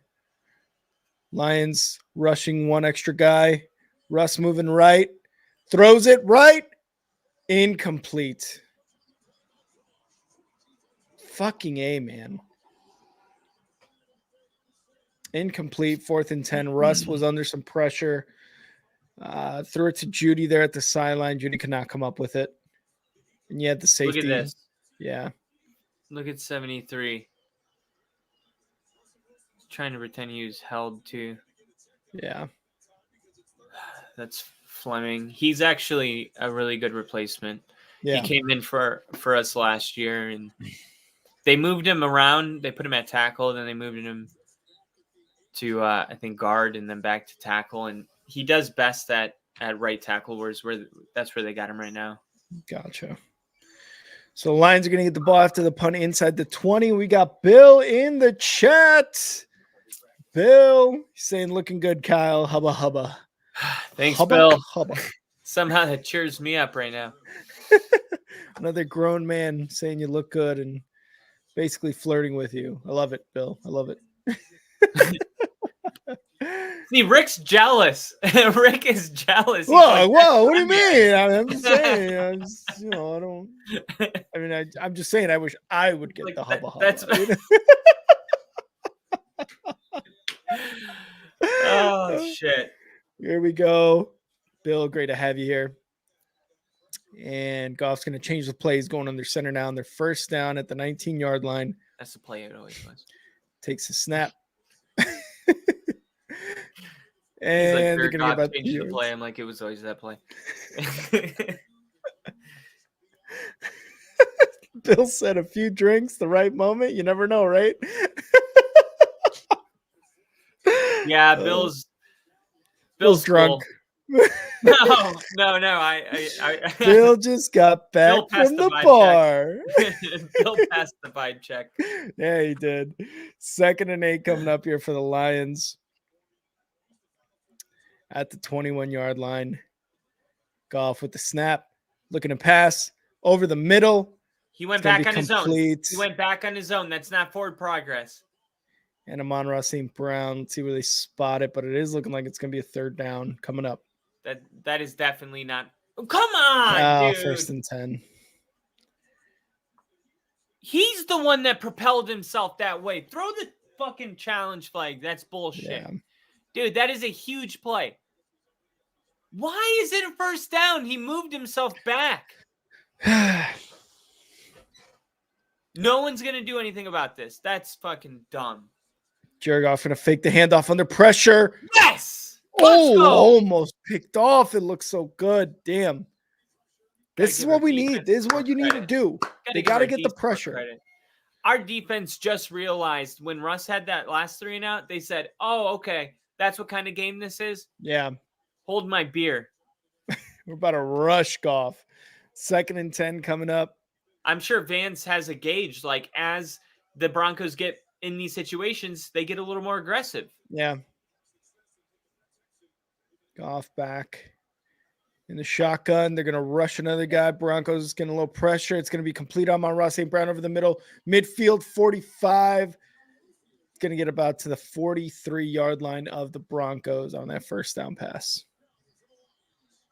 Welcome to playing a really good football team. But like, God, the Lions, though, the last few weeks have looked like shit. All right.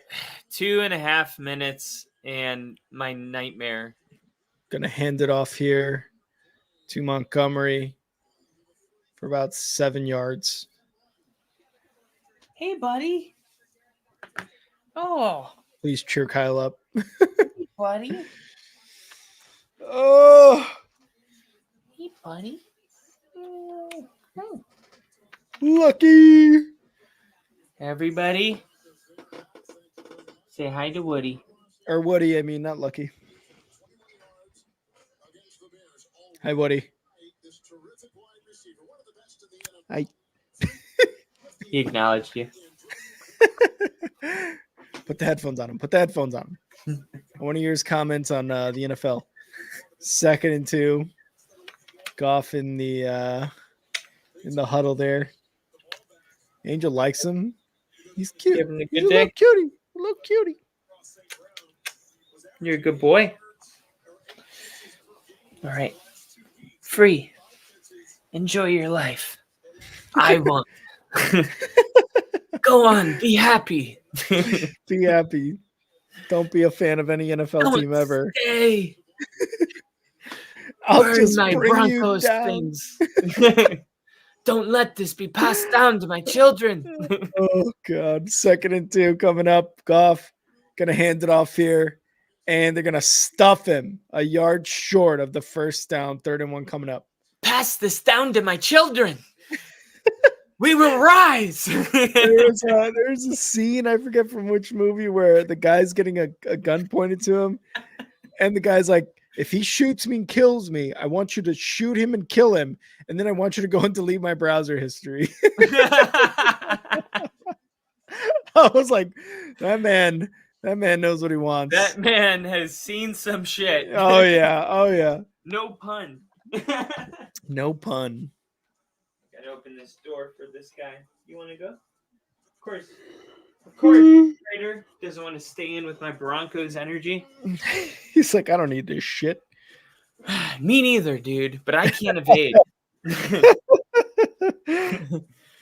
No, I love this, dude. I love having something that means so much to me that can make me feel, even though it makes me feel so bad, it feels so good when it feels good.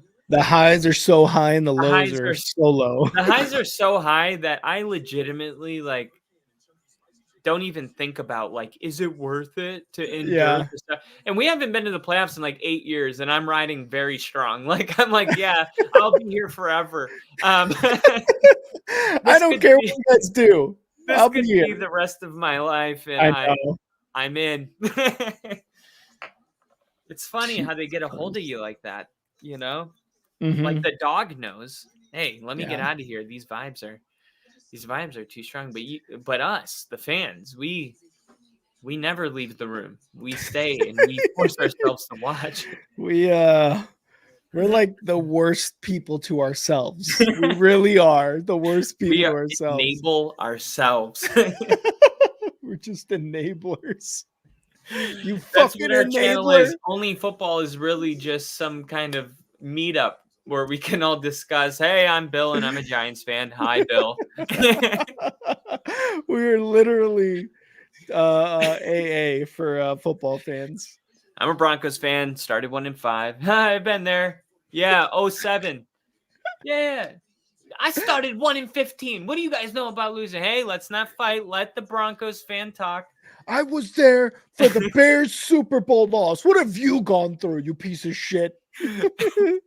Everyone relax, okay? We've all been through some shit. Calm down. The Broncos fan hasn't been to the playoffs in 8 years, okay? Bears fans, sit down. Sit down. Let him have his moment. He won a Super Bowl in 2015. Why does he get to tell us how he feels? That's 30 years. That's 30 years since the Bears won one. This is bullshit. The Giants fan just like, yeah, we kind of win one every 8 years for no reason. Yeah. We'll just keep doing that. All right, gonna D for the P real quick after this 3rd and 1.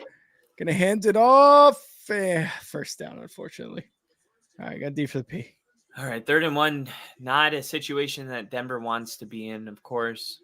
147. And it's interesting right now, Sean Payton has a choice, and him and Dan Cambell are definitely having a square off right now. Hey, I'm not going to call my timeouts. Are you going to call a timeout? Who's the pressure on, Detroit or Denver? Both head coaches. I don't think they know either. Depends on what happens on this play. And, oh, no. I thought Surtain might have gotten in trouble for a high hit on that one. And David Montgomery makes a pretty good gain right there. And let's see. I thought that was helmet to helmet. And it was. All right, under 1 minute remaining. Goff fakes the pitch, throwing it, and yes, thank God. Holy shit, dude. If he didn't wrap that up, that would have been an issue. Wish someone would have told me that. It's a support group for football addicts. That is definitely going in the bio. Grassi kind of played off that a little bit when he was doing some of the Bronco videos.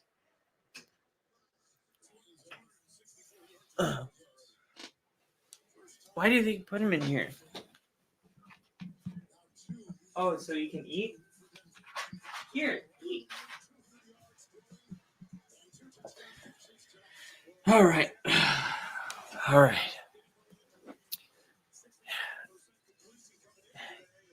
All right. My doggy's eating in peace. Who's the pressure on in this situation? 28 seconds. They've taken all the way down. Denver's basically said, we understand. I guess Sean Payton's saying, let's not call timeouts and help him. If we can go to the locker room and it's 17-0, that's actually a win for us. And let's keep the pressure on Detroit and make them think less about touchdowns and more about field goal. All right, snap. Goff looking incomplete.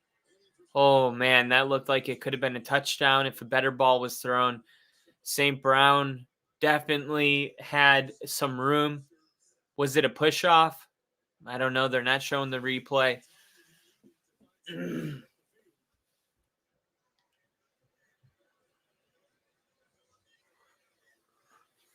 In my opinion, they should always show some sort of replay if they're huddling up. We don't need to look at them huddled.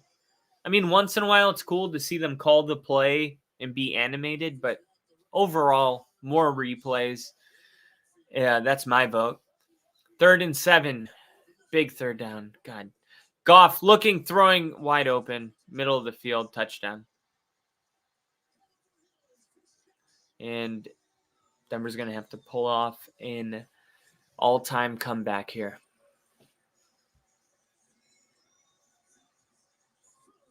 God damn it.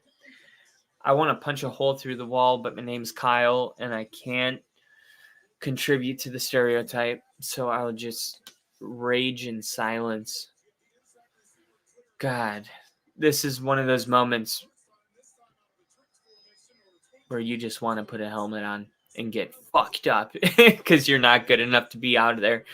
But just to vent, just to get that emotion out there, just to run through somebody or get ran through.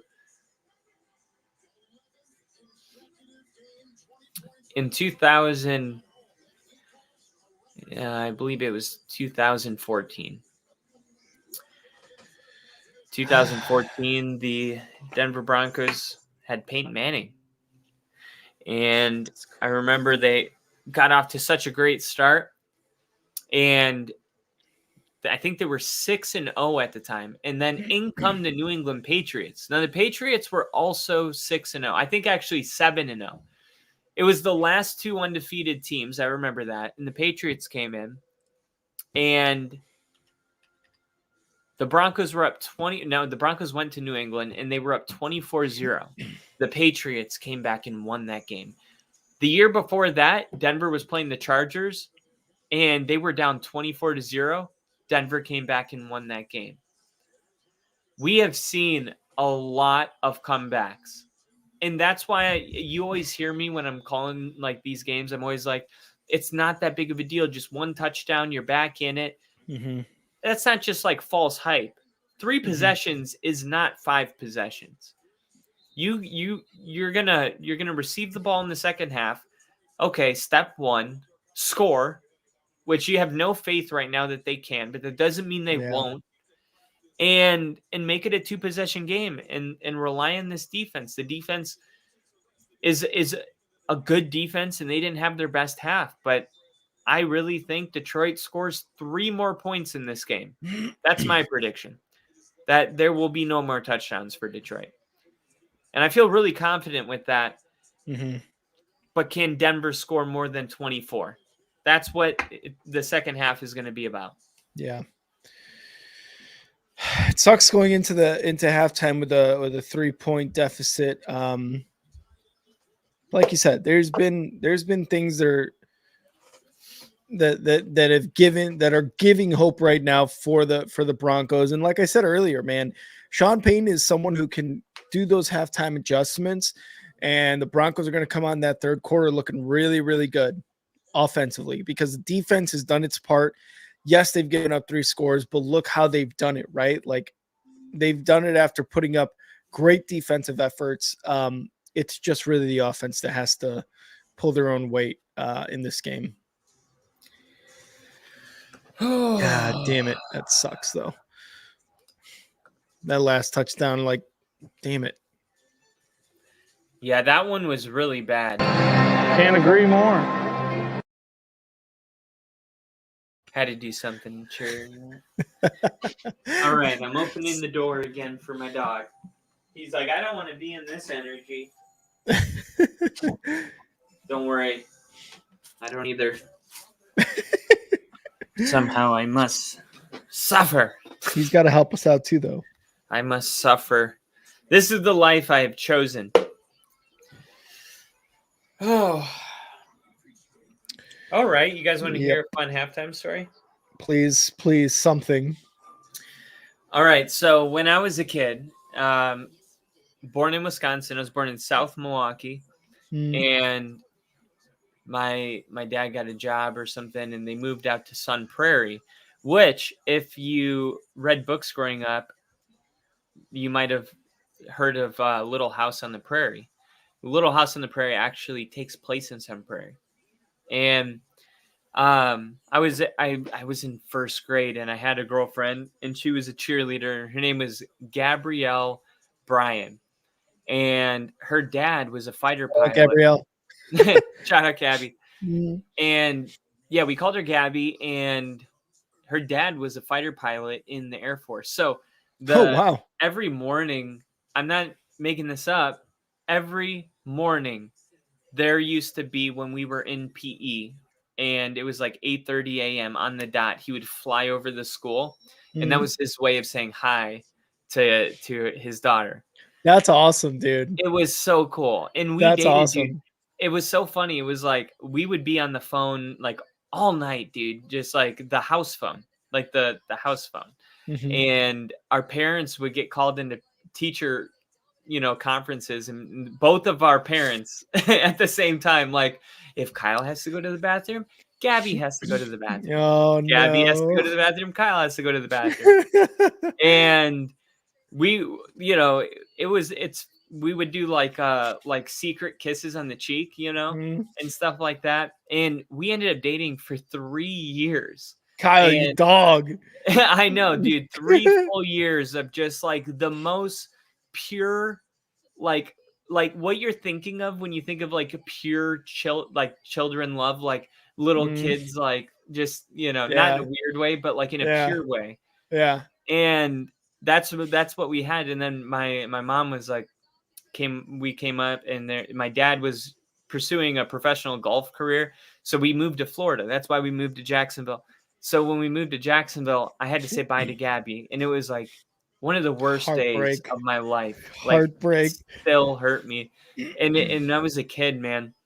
And we did a big house sale, like a rummage sale, blah, blah, blah. Anyway, we get to Florida. We're in Florida. Some things get weird, and my parents are like, hey, let's go back to Wisconsin. So we go back to Wisconsin, and my grandma Debbie, my mom's mother, who is the coolest grandma you could ever imagine. Like somebody that you could be like, Grandma, try to find my pod at 14. And she would start looking around and being like, I can't find it. And you'd be like, you suck, Grandma. You're old. It was so cool. But I don't remember her for that. I remember her for taking me on the highway to pick up trash to make the world more pretty. And just her philosophy, she was a very like free soul.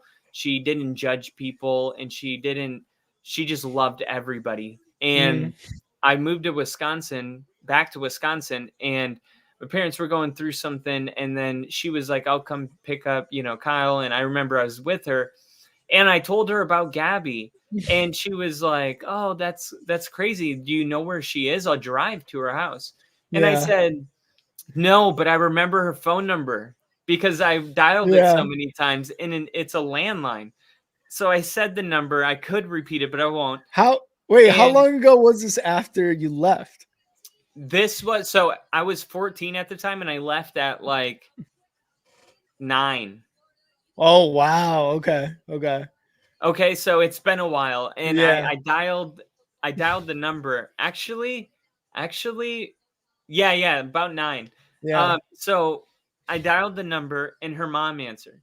Yeah. Say her mom's name, and then she's like, Kyle Kitzman, are you kidding me? And I'm like, yeah. So her parents always adored our relationship because they thought it was so cute. You know what I mean? And she was like, yeah, come over. And I hear her screaming, Gabby, like Kyle Kitzman's coming. And my grandma drove, which I remember is like over an hour of a drive. Grandma came in clutch. She's like, I'm taking you to her. Wow. And she took grandma. What a grandma, right? And she took me all the way over there, and her mother was like literally loved me so much. Like she was like, yep, you're gonna marry my daughter. She was telling me that when I was like 7. Yeah. And I was like, oh, that's so cute, because I wanted to at that age. You know what I mean? I was like, she's my person. And right when I get her, she pulls me into her room and slams the door because she's a teenager. And I remember we kissed right away. Yeah. And then I remember her like flirting with a skater on MTV, and I'm like, fuck that guy. But I remember her saying, like, if you lived here, like, I would date you, because she asked me a question that was embarrassing. I can't remember the question, but I remember telling her, that's not something you tell your girlfriend. Yeah. And I don't know why I said that, because we weren't dating. Yeah. And she was like, I'm not your girlfriend. And then I was like, oh. And she was like, yeah. And then she was like, but if you lived here, I totally would be. And I was like, oh, okay. But like, the coolest part of this story is she's like, I need to show you something. And I'm like, okay. She grabs me by the hand. She pulls me into her closet, turn the lights on, and she pulls off a hanger the last year that we were together, the school pictures that we had in our school book, I had on like a flannel yellow shirt.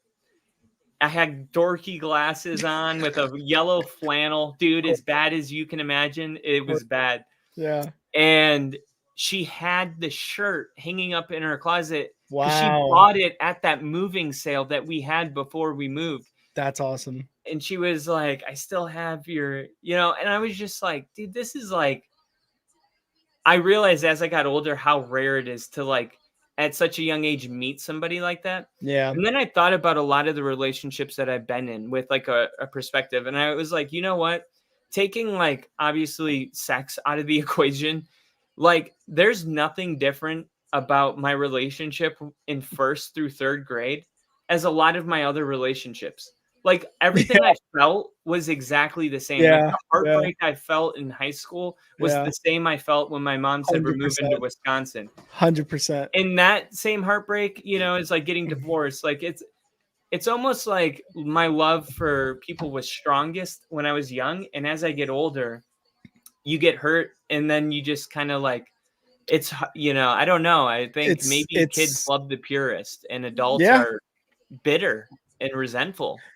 And I don't, that's so crazy. Like that whole story was great. Insane, right? I know. I'm not trying to like dive in, but it's halftime and I was trying to cheer everyone up. Yeah, no, it was a great story. But yeah, you're right, man. It's just like, but you can't blame people sometimes, like, because God, you're right. Like when you're a kid, you love so hard and you don't like, you think kissing is like the greatest, the best thing ever. And yeah, it's insane how that happens, dude. That was a great story though. That was a good story. Thanks, man. Throwing a hell yeah in the chat for Kyle's story. So we do have Patriots Broncos Christmas Eve. So if Denver does lose this game, they'll be looking to bounce back in that Patriots game. And if they beat the Chargers and Raiders after that, they'll be a 10-7 team with the tiebreaker over most AFC teams. Like I said, this isn't all be all here, but there's also another half to be played, and Denver's going to need to come out and score right away. Absolutely. Absolutely.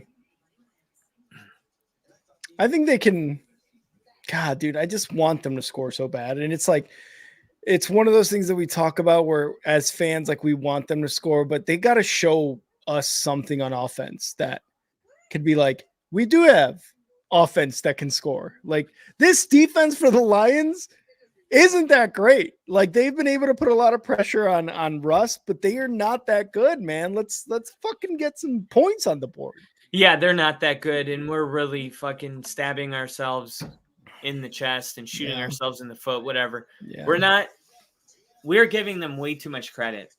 Denver came out and they made mistakes. They fumbled the football. They didn't play good defense. And now they need to pull themselves out because that's not the team that they've been. You don't win 6 of 7 because of a fluke. I don't care. I don't believe that. It sucks that they put themselves in this situation because they're on the road, so it's going to be hard to get that momentum back. But I still believe that they can. I really do. Yeah. There's like, when internally you settle, you cut ties with this game, you're like, we lost. When you hit that final straw, you're like, okay, you go through the stages, right? And you can I'm in denial right now. And that's fine. I'm going to stay in this stage until, the fat lady's singing. So until there's something, like you said, that really like, okay, that was it. That was the cherry on top for this loss. This isn't the Chargers game of Thursday night. This is not that, right? Like it's not that yet. But at some point, all Chargers fans are like, yeah, we're going to lose this one. And it sucks. And we have KC in the chat. He said, Kyle, I came to share your pain. KC.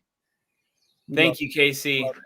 I love how it's so funny. It's like so supportive when you need it. It's so supportive. It really is.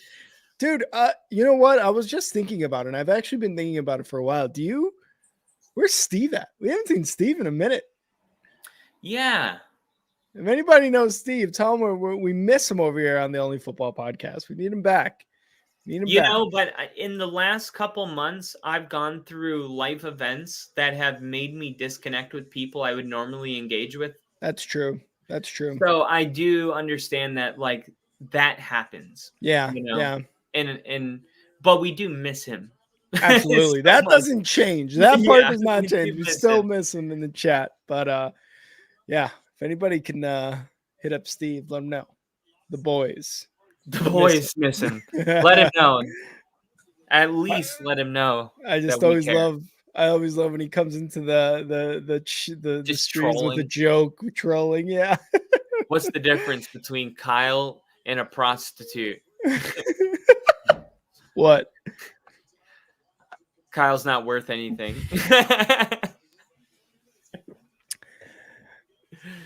iPhone? Kyle's picks. One's worth something. The other one doesn't. $1? Rick's guarantee. $1. Rick's guarantee. $1 could buy you is worth something. Oh, that's great. That was great. It's $1. It's Rick's guarantee. It's definitely the dollar. It's definitely. The game's about to start. I'm gonna fill my beer just in case this goes bad. All right, let's go. Are you seeing Jared Goff right now? Yep. Okay.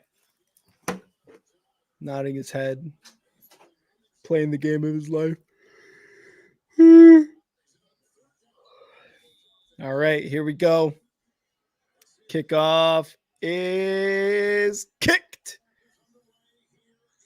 And the Broncos will let this go into the back of the end. And they're going to start at their own 25-yard line here to start the third quarter, to start their next offensive series.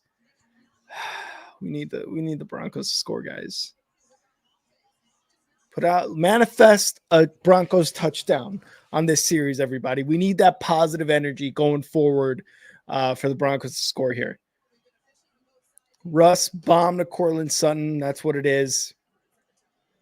Here we go. 1st and 10 from the 25. Russ changing the play.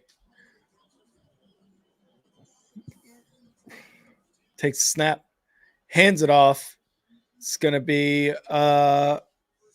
Javonte Williams for about 4 yards on that run. The one thing we talked about too is Sean Payton is not going to abandon the run just because he's down 3 score, which I think a lot of coaches do too. Like, I think we've talked about it during primetime games. Like, how many times did they run in the second half? 0, because they were down 2 score or something like that. But Sean Payton keeping it going. 2nd and 7. Russ under center. 3 receivers out wide. Takes a snap. Fakes the handoff. A little bit of pressure. Going to give it there to Williams. You're going to lose yards there. They're trying to get him the ball out of his hands quickly, but man, these plays are just not coming out to anything right now. Yes, I saw. Yeah. Damn it. It looked like he could have gotten away, but no, he just could not. On? 3rd and 12 coming up for the Broncos. I'm so glad I got that beer. Yeah, I bet, dude. 3rd and 12. Russ takes a snap, looking to pass. He's going deep over the middle of the field. Yes! Let's They're go! going to call interference, baby. They're going to call interference. Let's go. I got this, man. Anzalone. I got this, man. Anzalone with he's staying there with his hands up, but no. Let's go. Did not have his eyes on the ball the entire time. What are you guys talking about? Fuck off. Oh, no. Okay. They got to call it. Dude, he was literally. McGlinchey's back, though. Yes. Come on. See what it is. I don't doubt it. Yes! Yes! Let's go! Both by the defense, baby. Let's go.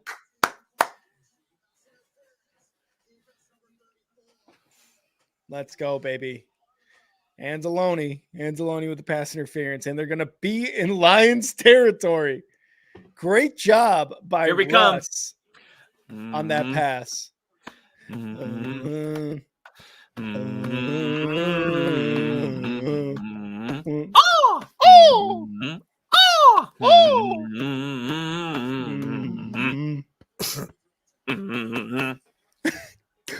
Tootsie. No, sir, I don't. And it's going to be a run. Javonte Williams gets 3 yards there on that carry. 2nd and 7 coming up. Let's go, baby. Sorry, P. Ryan. Let's P. go. Ryan. P. Let's Ryan. go. I'm feeling it, dude. I'm feeling the momentum coming Yes. out the gate like this 2-possession game. Yep. What's going on with Javonte today? I love that they're going with P. Ryan. Whatever's going on with Javonte, ride with P. Ryan, baby. Snap it. Oh, there's 12. Yeah. Oh, my God, Russ. Why wouldn't you snap that? Fucking Russ Aaron in the Rodgers shotgun takes the snap. it. Going to pass over the middle. Caught. Yes, Cortland. Cortland. To the right side. Inside the red Let's zone, go. baby.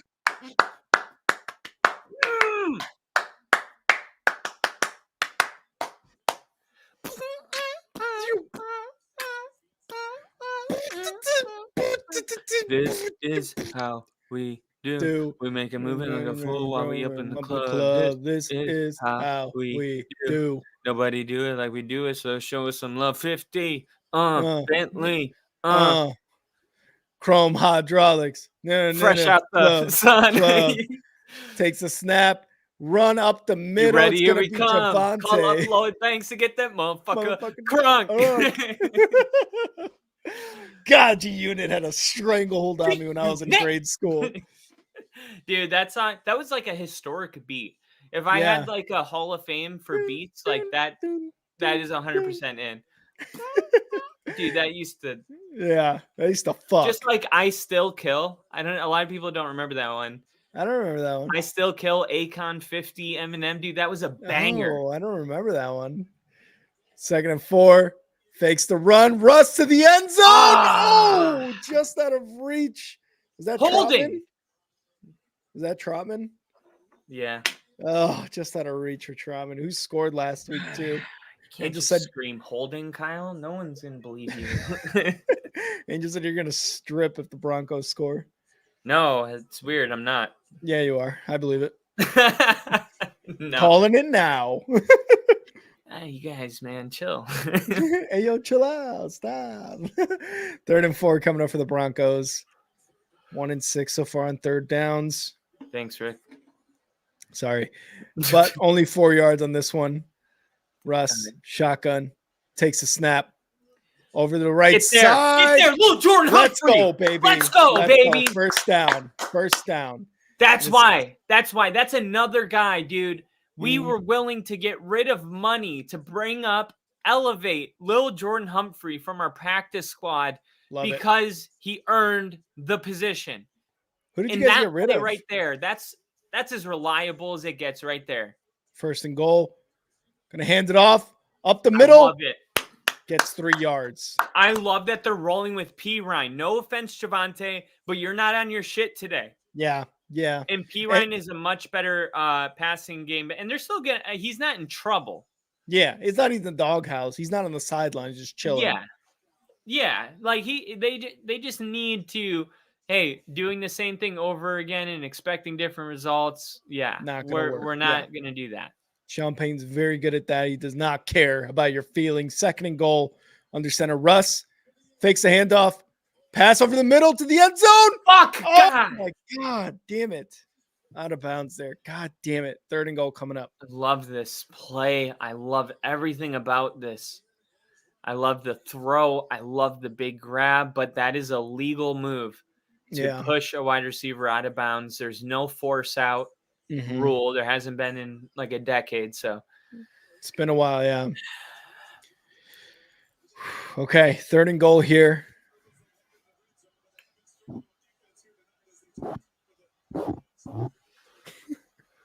I think even a field goal is awesome at this point. I'm not even. Yeah. Takes a snap, fakes a handoff, looking to pass to the left side of the end zone. Yes! Touchdown! Let's go! Let's go! Lil Jordan Humphrey! Practice squad! Hard work pays off. Let's go, baby!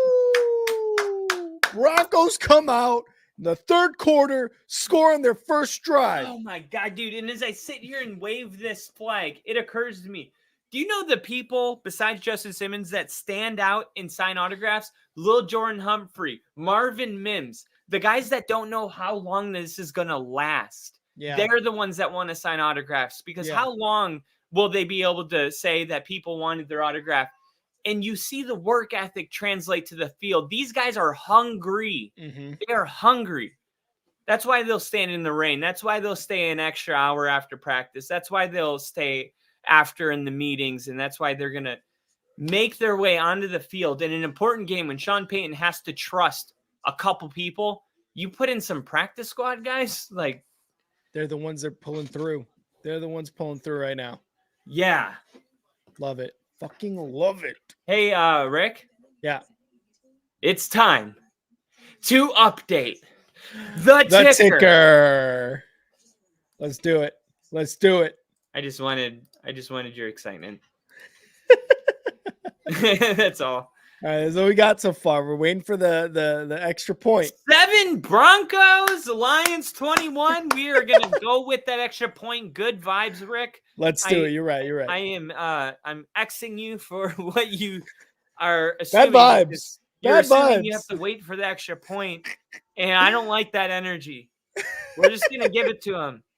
Let's give him 14. Let's give him 27 right now. Let's just roll with it. Yeah, dude, let's roll with the final if score. If they come back and win this game, I'm going streaking. You were right, Lil E. I'm Angel. Yep. I'm going to be like Will Ferrell getting pulled over. What are you doing? I'm streaking. Everyone's doing it. Everyone's doing it. We're going to the quad. There's no one out here. Oh, okay. Scoot over. Oh, I'm going to have to sit in the middle. Cold out there, huh? No. Wait, yeah. I mean, yeah, totally. Oh, love it. Love the touchdown on the opening drive. Love that Russ was able to throw it even in traffic, right? To get that fucking flag. Love it. Dude, that was a long opening drive, though. Yeah. That was definitely. They took their time, though. They took their time. They took their time, and it I don't care because they scored, but at some point, I want to see that big play downfield. I think that's what they're going to need to unlock that at least one time to come back into this game. And I think Sean Payton knows that. And that's what's exciting about this game is like at any point you're starting to feel like that play is coming up next. 100%. And that's called. Are they reviewing this?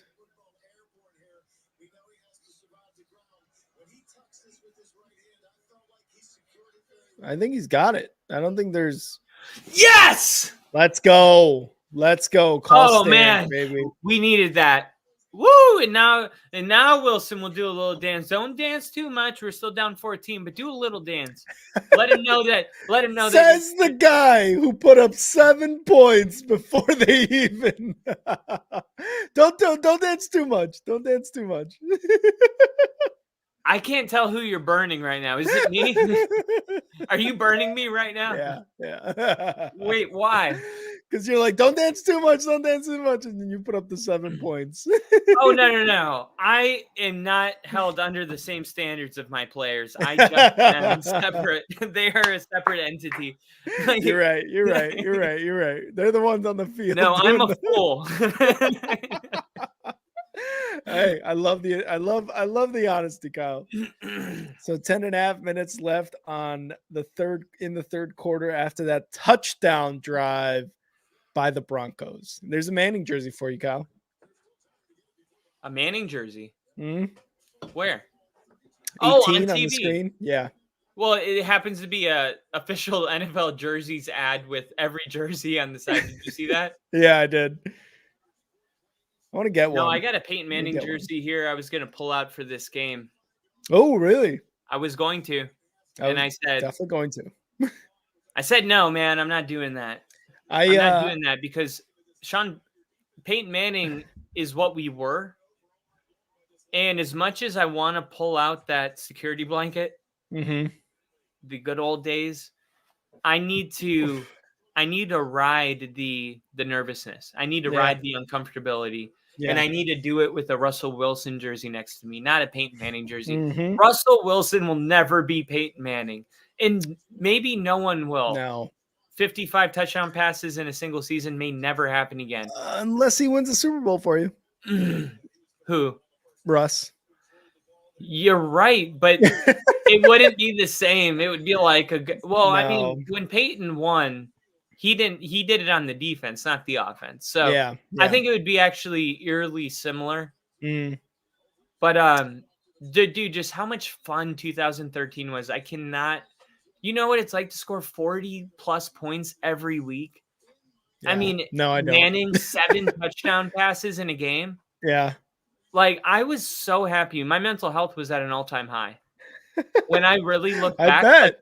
like this line graph of Russell Wilson, if I did my mental health, it'd be like 2013 would be like the peak. And like this year, 8 years removed from the playoffs, like, oh, the world's fucking ending. This shit sucks. Here we go. Goff back to pass over the middle, caught by Amon-Ra St. Brown.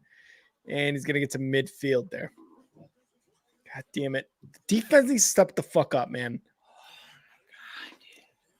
Fuck.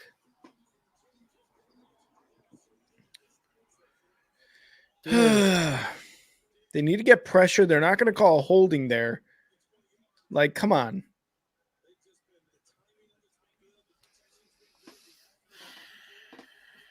First and 10 from the 49-yard line. Lions under center.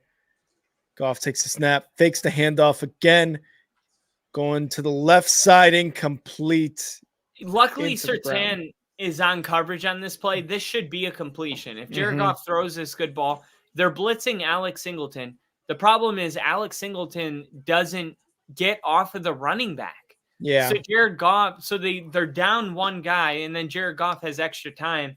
If he throws a good ball here, this is caught. We got lucky. Okay, 2nd and 10 now. Broncos looking like they're only rushing 4, bringing somebody in on the right side of that line. Goff in the shotgun. Takes the snap.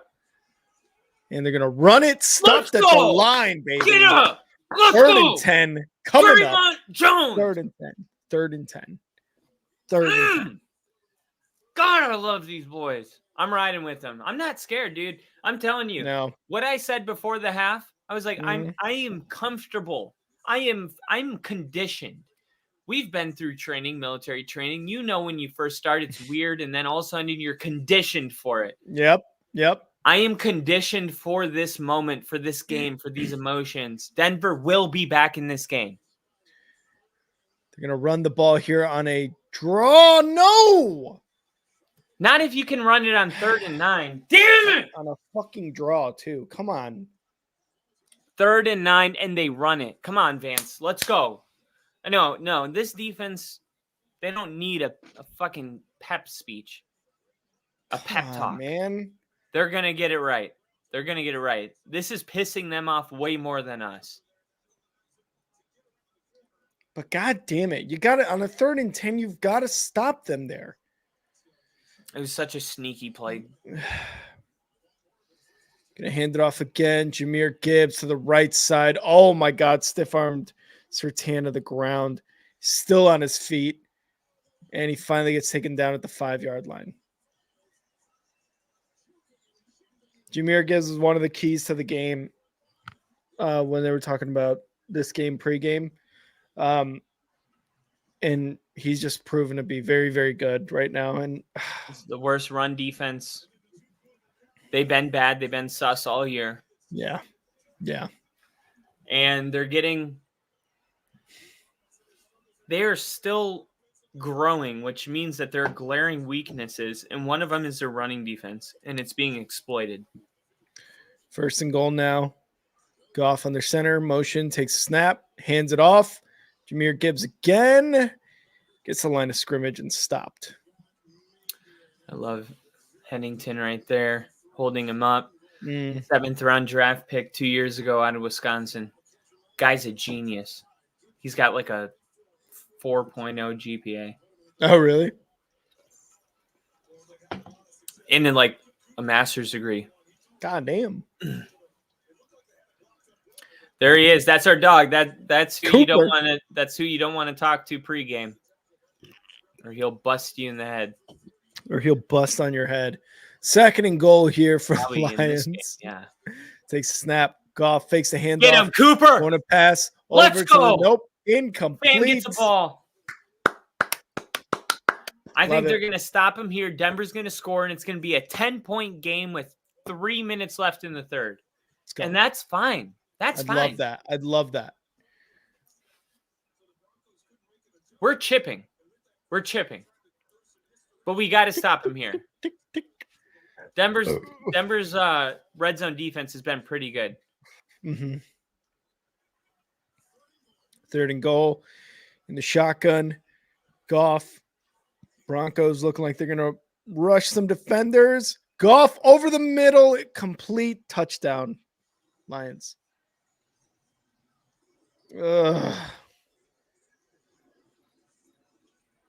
Laporta again.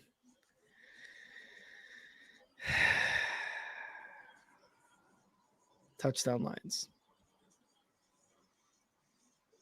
God damn it. He looked like he caught that fucking one-handed. What the fuck? Great timing, great route, great ball. Good coverage. Yeah. And here's the extra point attempt. Kick is good. So the Lions go up 28-7. Unfortunately. Hey, well, at least I didn't bench Sam Laporta because I was worried about my heart. He's got 20 points already. That's something.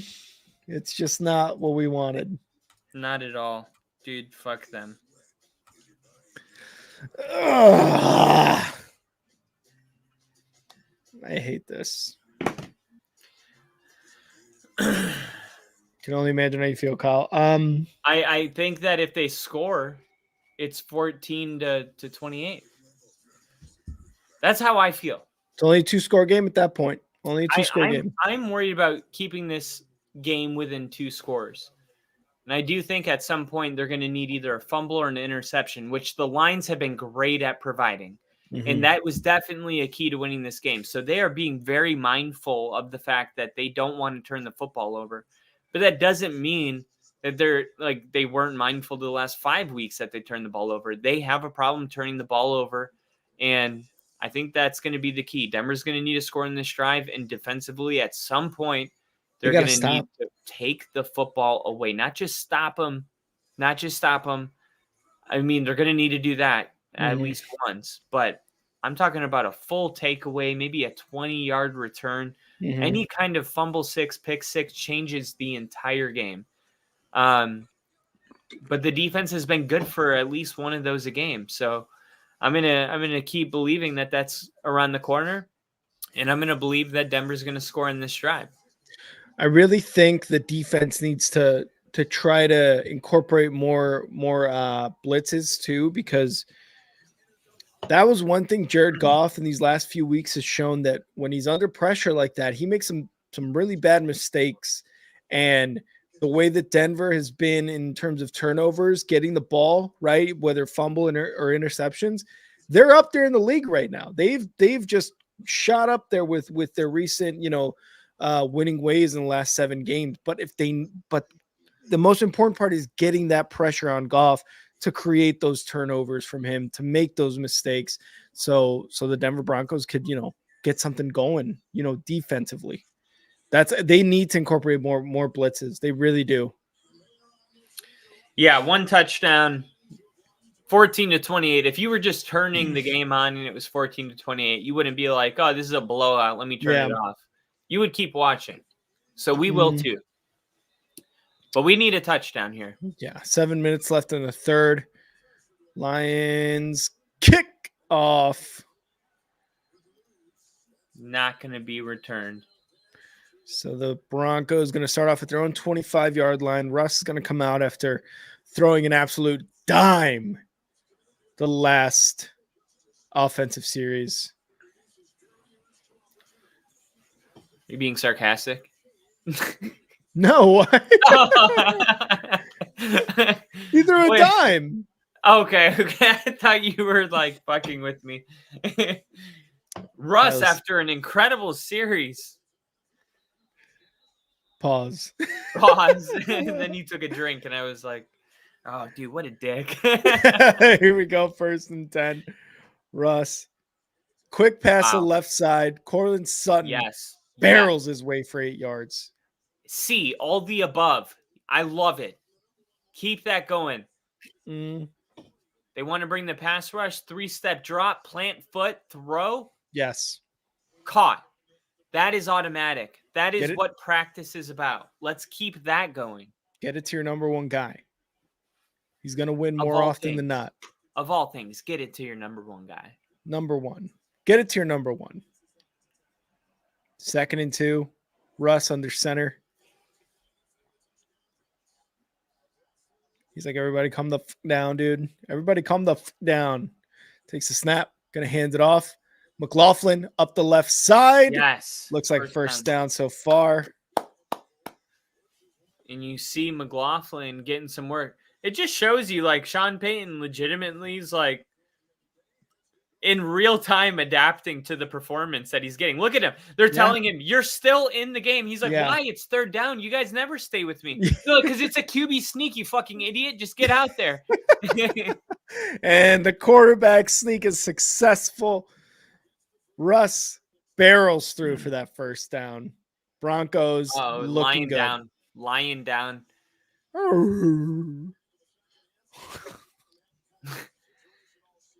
Okay, so Javonte comes back on the field for a meaningful snap, and that was my impression of a lying down. I think Sean. I don't know if the run game's out of the equation at this point, but we definitely need to score quick. Yeah. So there's a fine balance, but Sean will find it. 1st and 10. Russ in the shotgun, 4 receivers wide, motion off to left, takes a snap, fakes the handoff, getting pressure. Russ gets it to Trotman to the right side. First down, 50, 40. Thank you. Thank you. Lions territory. That's what happens when you blitz on Russ. You get the 1st down and an extra 20 yards. Trotman's fucking limping now. Are you serious?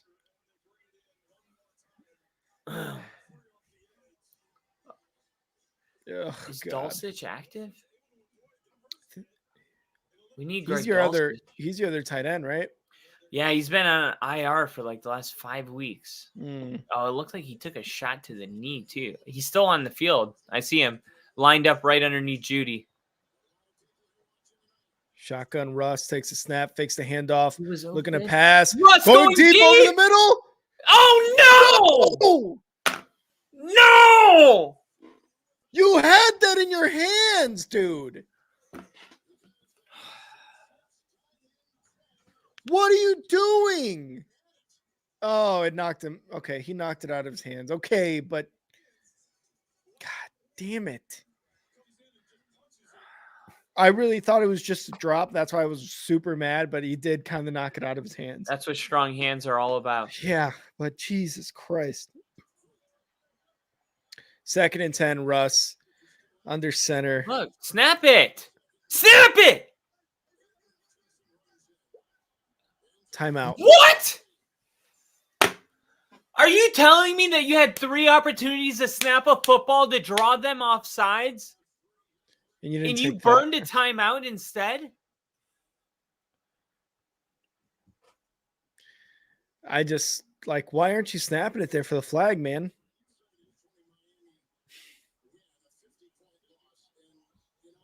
It's weird, though. It almost seems like Sean wanted it. Do they have to wait? Because Sean didn't meet Russ midfield and be like, what are you doing? Look at, he's busy discussing something with the ref. Do they have to wait for the defense to make these substitutions? Because it's under 5 seconds. Like,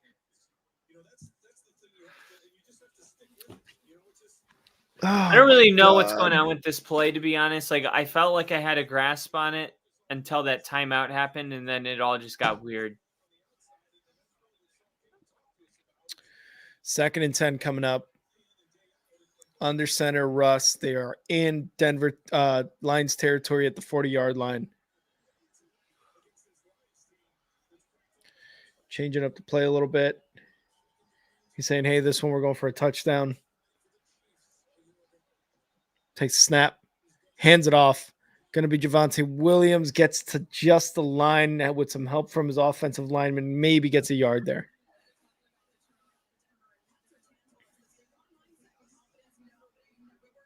Come on. Come on, guys. 4 minutes left in the third quarter.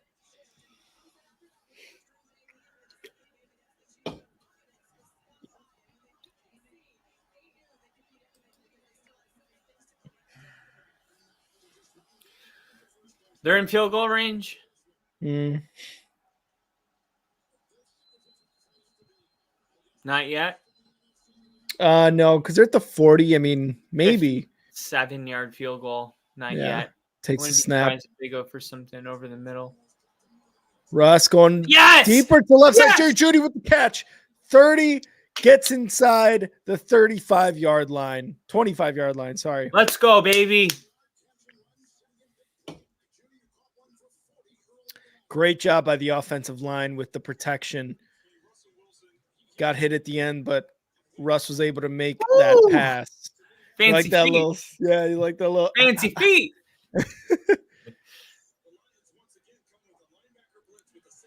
He's like, yeah, I need a break. Those are my brothers. Those are my brothers. The high school football team's 4-0. Those are my brothers. 1st and 10 coming up here at the 21-yard line. Russ in the shotgun, 4 receivers wide, takes a snap, looking to pass. Pressure over the middle, gets it to Cortland Sutton. Cortland Sutton makes a move inside the hot zone. Cortland Sutton.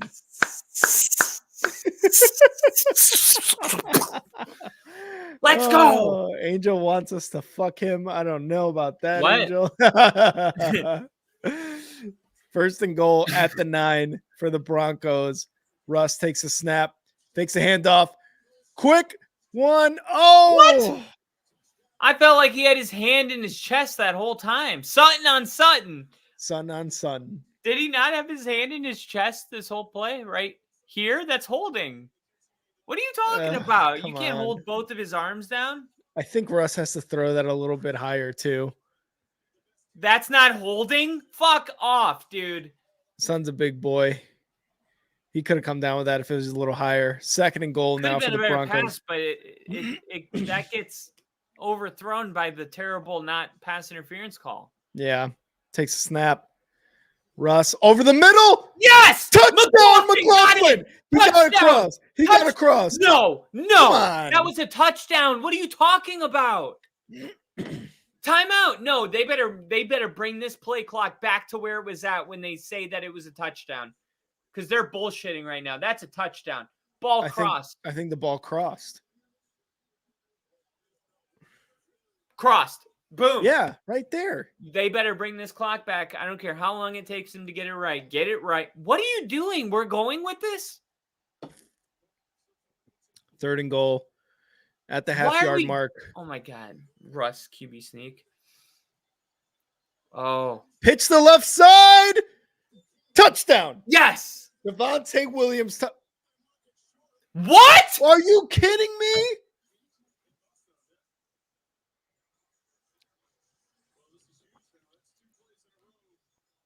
Come on.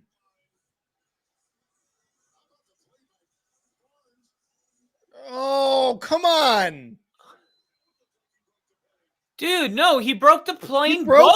He broke it. Throw the fucking challenge flag. Why are you going for this?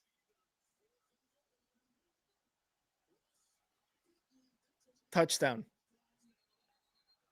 And there's a flag down. Dude, I am so fucking sick of this sequence of events. Okay, if it's defense, can we just get the fuck out of this whole touchdown, offsides, defense, Denver declines, touchdown? Holy shit, dude. What?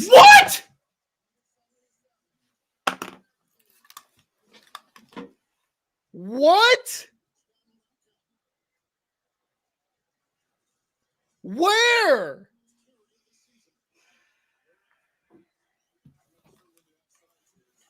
Where? Where the Where is fuck there an was the offside? offsides? And what about the 2 touchdowns before this? Where's the fucking offsides? What the fuck was that call? Are you? Where was the offside? Holy shit. Fuck these refs, dude. Fuck them. Fuck them. What the fuck is going on in this game right now?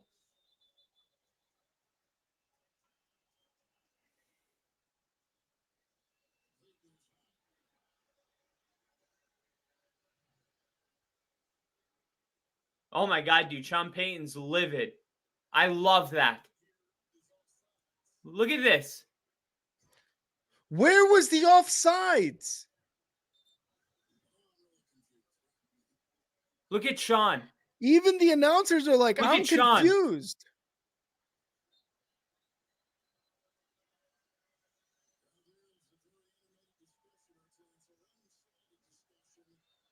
Oh my God. Are we like,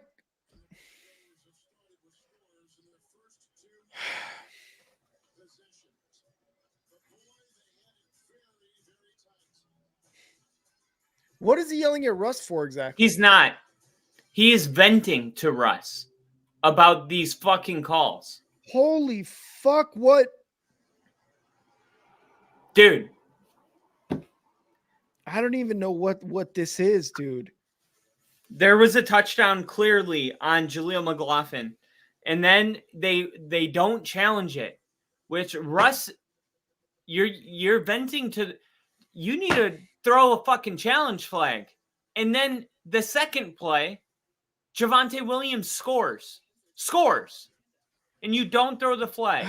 Then on 3rd and goal, they throw in offsides on a fault on our own offensive lineman, and you couldn't even see it on the camera. 2 touchdowns. McLaughlin, Williams, and then your fullback or running or tight end, whoever it was there that scored before they called the fucking dumb fucking offsides, which wasn't even a thing. This is like a fucking ref show, dude. What is going on here? Well, I think I'm not trying to just stay positive, but I think one of the things Sean Payton does really well is he's really good at getting this team into it's us against the world mentality. And I think him settling for a field goal, because like, right, you want to go for it. You want to prove a point. Sean's like, no, we're going to settle for the field goal. And that's going to do something to this defense. That's going to do something to this offense. You score 2 times and get a bullshit penalty and settle for a field goal, you just lit a fire in this team's ass. And Sean Payton will gladly let a fire go up this team's ass right now. So, yeah, send the field goal kicker out. Let them all feel that. Let them feel what that feels like to score 2 times and get a bullshit penalty and settle for 3. The Lions do the rest. They're coming. They're coming. The Lions have just gone away with murder from the refs. I don't know why the fucking refs are anywhere near trying to like win this game for the Lions. Like, why? What the fuck? Were all 3 calls in a row were wrong? 3 touchdowns in a row were wrong. And I obviously don't know when you ask me why is he yelling at Russ. Like, I think that he was venting to Russ because he already yelled at the refs and they weren't hearing it. So naturally, like, Russ would be the next in line to hear that shit. But it is possible that he was like, dude, you're the fucking quarterback. You got to make sure that your people don't have their head over the line of scrimmage. Yeah. Like, that's a possibility. I won't know till the post-game press conference, but what I do know is that Denver scored twice on this fucking play. And Sean Payton should be pissed off at himself for not throwing a flag. There's no reason. You score twice and you don't throw a flag, dude? That's unbelievable. That is unbelievable. And I think this is very I'm not saying Sean's a genius, but I think this is going to do something to the defense here. And that is give up 7-yard run to Montgomery. I can't. I just don't know. Like how to bounce back from what we just saw. And Bill, yeah, they're saying the center's helmet was over the line, but like, come on. They still missed 2 touchdowns. Two touchdowns in a row, yeah. I just don't know why Sean didn't throw the fucking challenge flag. That's what I have a problem with. But he knows that this game's going to come down to timeouts. That's how it goes when you're down 18 points going into the fourth quarter, which we are right now because the third quarter's come to an end. So Sean knows, man. He's not an inexperienced head coach that's going to burn timeouts, which potentially throwing a challenge flag will burn a timeout. He knows that he's going to need those timeouts. At some point, Denver will be on defense, and they're going to need to call a timeout, and Detroit will only be running the football. And he knows, man. He's been in enough of these games to know how valuable those are when you're down 18 in the fourth. So he's got his hands tied. But in a way, it's not his responsibility to make sure that the play is called right on the field. It is the NFL's responsibility. And if they can see it blatantly in slow motion, that's what they're showing the entire world. 20 million people watching this. And you can't, what you do under 2 minutes, right? When it's under 2 minutes, you're like, okay, the booth challenges everything. It's like, hey, how about when there's a game and you can tell that this is you know what? The NFL loves analytics. Let's say Denver has a 2% chance of winning if they don't score and a 30% chance of winning if they do score. Let's say that you say any analytics that have a 20% shift, we automatically review because those are the plays that need to be reviewed. They could absolutely do that because this is at the end of the day, this is the NFL's product that they are putting on national television. Yeah. And they just made 2 bogus ass calls. And the third one, I don't think anyone's a fan of, even if his head was over the line a tiny bit. This isn't like Kadarius Toney. This is an offensive lineman. And Kadarius Toney scored on that play. The offensive lineman's essentially not even a factor. So, I mean, if anything, dude, I don't even know right now. It's just so, it just makes you so angry. I've seen this happen time and time again. Big games, big moments, and there's no checks and balances for these dumb fucking refs to call 3 straight bogus flags or 3 straight missed calls. I'm sick of it. Even as a Bears fan, I've seen shit happen, and I'm sure Saints fans agree, or Rams fans, whichever. No, Saints fans. I'm sure there's tons of people who have the same feelings we have right now that are I can't believe this is what's going on. This is not only the product the NFL puts out, but these are the people that the NFL employ to get the calls right. And they can't even be you know what? Hand up, my bad. Let's go back and review it. That's actually a touchdown. Sorry. I don't care. Even in basketball, the ref should be allowed to say, I made a fuck up. Yeah. And fix it. 2nd and 3. Goff under pressure. Completed pass for first down.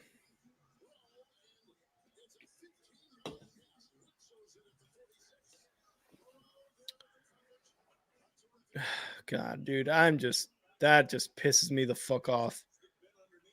Oof. That looked like a hard hit. You know what, though?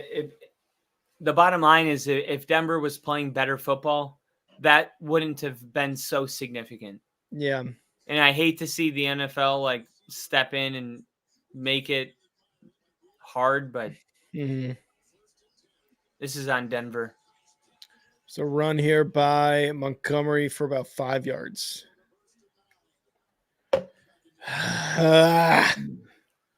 God damn it. I hate the refs sometimes, man. Man, a touchdown just feels so different right now. Yeah.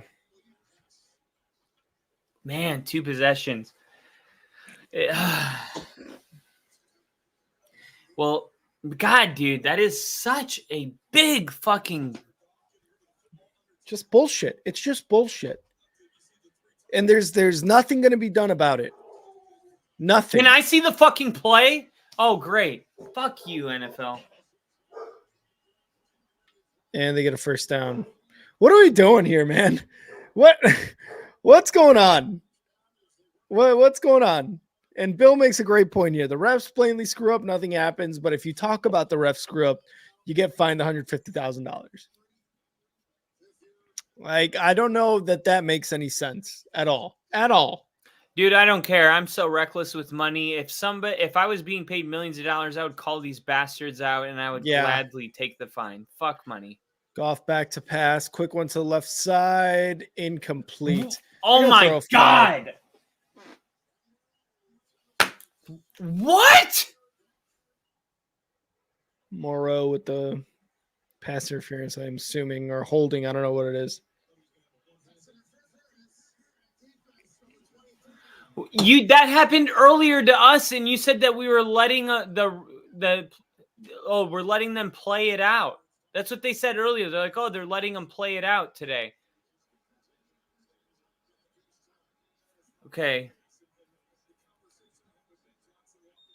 Letting them play through it is literally that. So if you're not doing that, then do it the whole game. Yeah.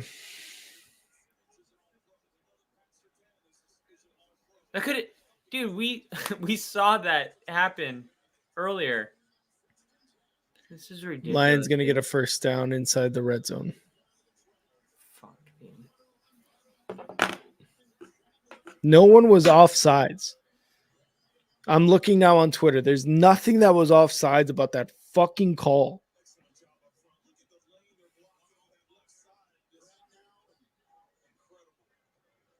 I got to go to the bathroom. Can't until after this play. Yeah.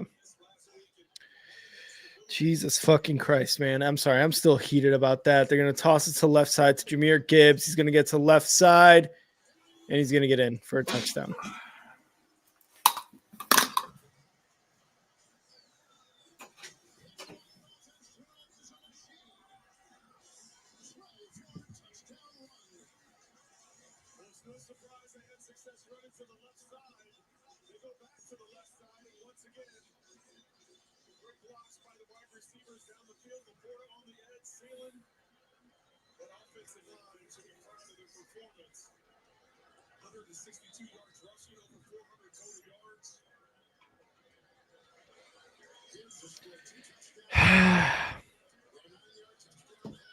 Such a dog shit play.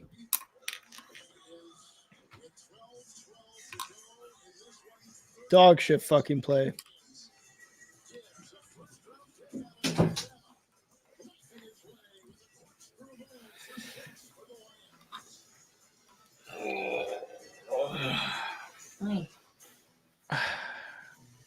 Kyle, how you doing? Hi.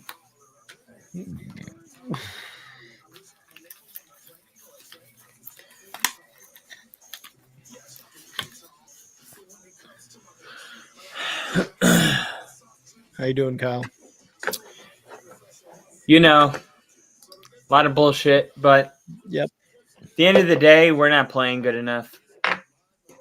And I don't mind, dude. Because the reality is, if Denver finishes the season 10-7, they have like a 75% chance of making the playoffs. Yeah. So what would I rather happen?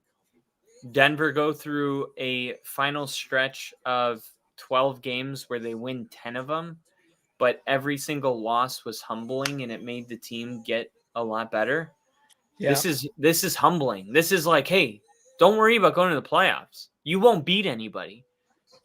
Yeah. But they are right there. And I think right now they're getting their shit pushed in. And I think they're going to have to take it out on the Patriots on Christmas Eve. And then they're going to have to take it out on the Raiders and then the Chargers.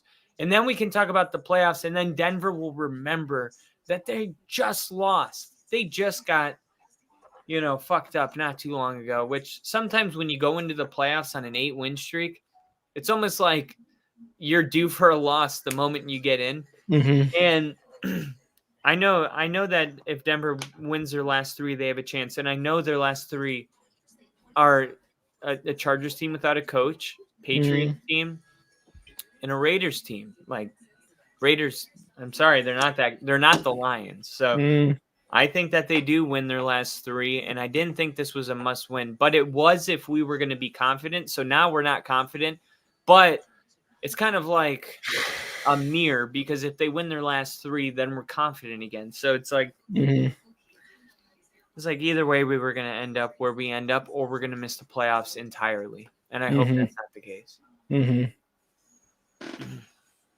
It's the most honest answer I can give right now. Oh God, what a fucking that call though. Just you give them the touchdown the first time that the Broncos had the touchdown. There's 2 minutes left in the third quarter. It's a completely different game from there. If you're kicking off to the Lions.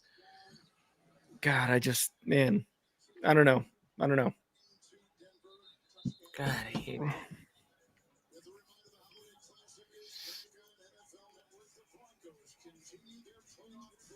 You should find the fucking refs. That's what the NFL should start doing.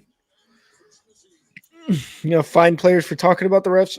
Find the refs if you go back and you realize that their call was wrong. Yeah, I mean, watch how quickly shit happens. And if that touchdown was on the board and they score quick, it's still a 2-possession game with 12, with 11, 10 minutes left. Like, yeah, I mean, that at this point in the game, that was critical. All right.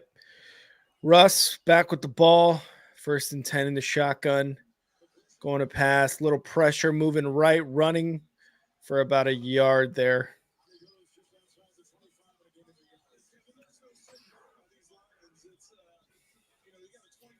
If I was Russ, I wouldn't even be fucking throwing the refs the ball. I'd be leaving it on the ground. Fuck it. You pick it up, you piece of shit. But then it's like more time. Yeah. 2nd and 9, Russ back to pass. Over the middle, complete to Krull. 1st down. Close to midfield, it looks like.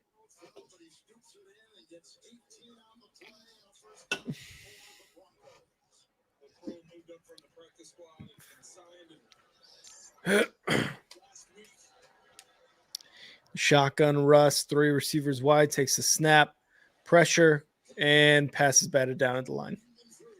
Incomplete. I knew that was going to happen as soon as he threw it. Yeah. So it was a quick pass, and you had Anzalone there just put his arms up in the air. God.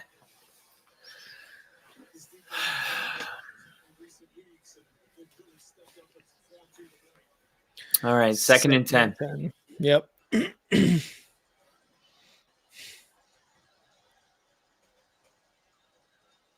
Russ is in the shotgun. He's got 4 receivers wide, 1 running back in the backfield. Snap. Pressure. Going deep to the right side. Almost caught by Judy. Fucking A, man. 3rd and 10 upcoming. The only thing good about those last 2 plays is that it stopped the clock. Yeah.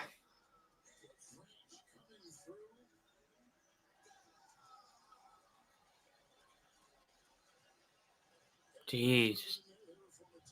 He's getting bullied back there, man. 3rd and 10. Shotgun. 4 receivers wide. Takes a snap. More pressure from the Lions. Going deep left side. Mims he got it. Down with it. Comes down with the catch. What a catch by Mims. Defender in his face. Wow. Holy shit. Someone donated $2,000 in a Grossi stream. That's awesome. Oh, I think that's the autism charity fund one too. Oh, now they're saying he's out.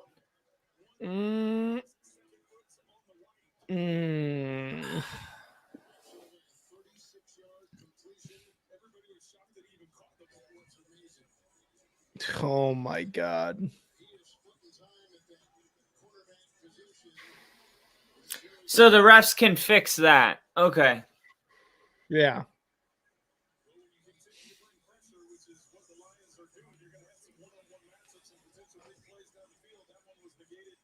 It's ridiculous, dude. You gotta talk dog shit. This is fucking dog shit.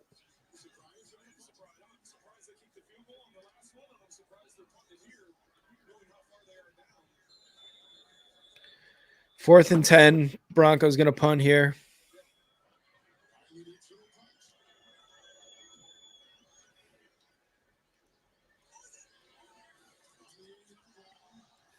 Brought his ass down. What's the flag for? Is it helmet to helmet? Is that what? No, it's because he called fair catch, but he called it late. Oh. Did he call it late? I didn't even see a fair catch sign. Dude, you guys are booing, but it's your team that's starting fights.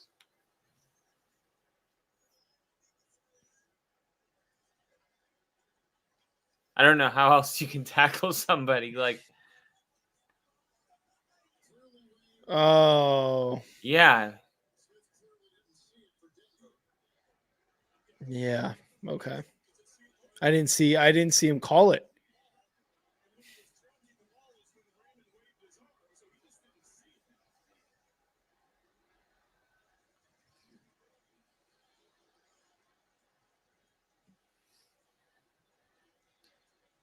Yeah, that was bad move. Bad move.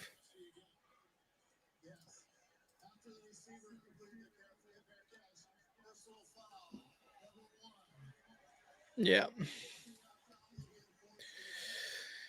Oh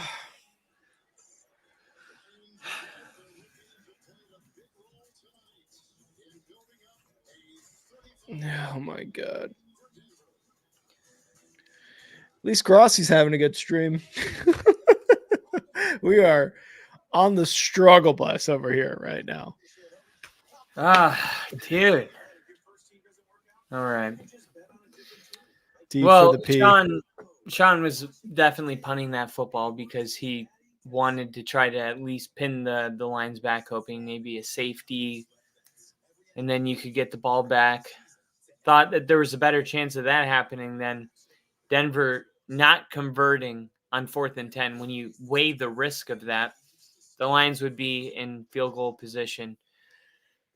And then they could definitely put a nail in the coffin. So it just sucks that Sean's like, all right, we'll go for the pros of the safety. But then he happened to look up the moment he's calling the fair catch, and then you get 15 yards, and then that whole scenario goes out the window. So it's just been that kind of a day. It has been that kind of a day. It seems like everything is going wrong right now. These things happen. These things happen. Rather it happen now than in the playoffs. If Denver can even get to the playoffs, starting 1-5 did them no favors, but I expected them to play better today. I really feel like when they started and they got the 3 and out, and then they had it in the red zone in the first 2 plays, I felt like everything was going well, and then that fumble just turned this whole game, man. It's like you had a glimpse of seeing what it looked like upsetting the Lions, and then in a second it's gone.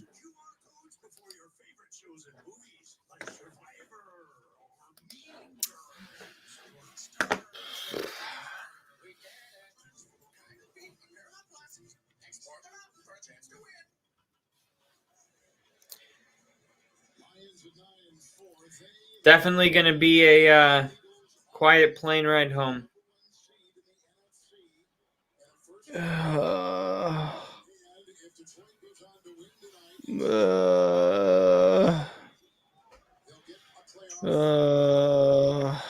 At least one Denver Broncos fan still has hope there in the stadium. Goff gets a pass off incomplete on first down. Denver can score before 9 minutes. It'll be a 2-possession game with 9 minutes. Seems like they're getting close to needing a onside. So any kind of defensive pick or fumble would be huge. Gonna hand it off there. Yes. And gonna lose Out about of 2 bounds. yards. And the clock keep running because it's not. Third down.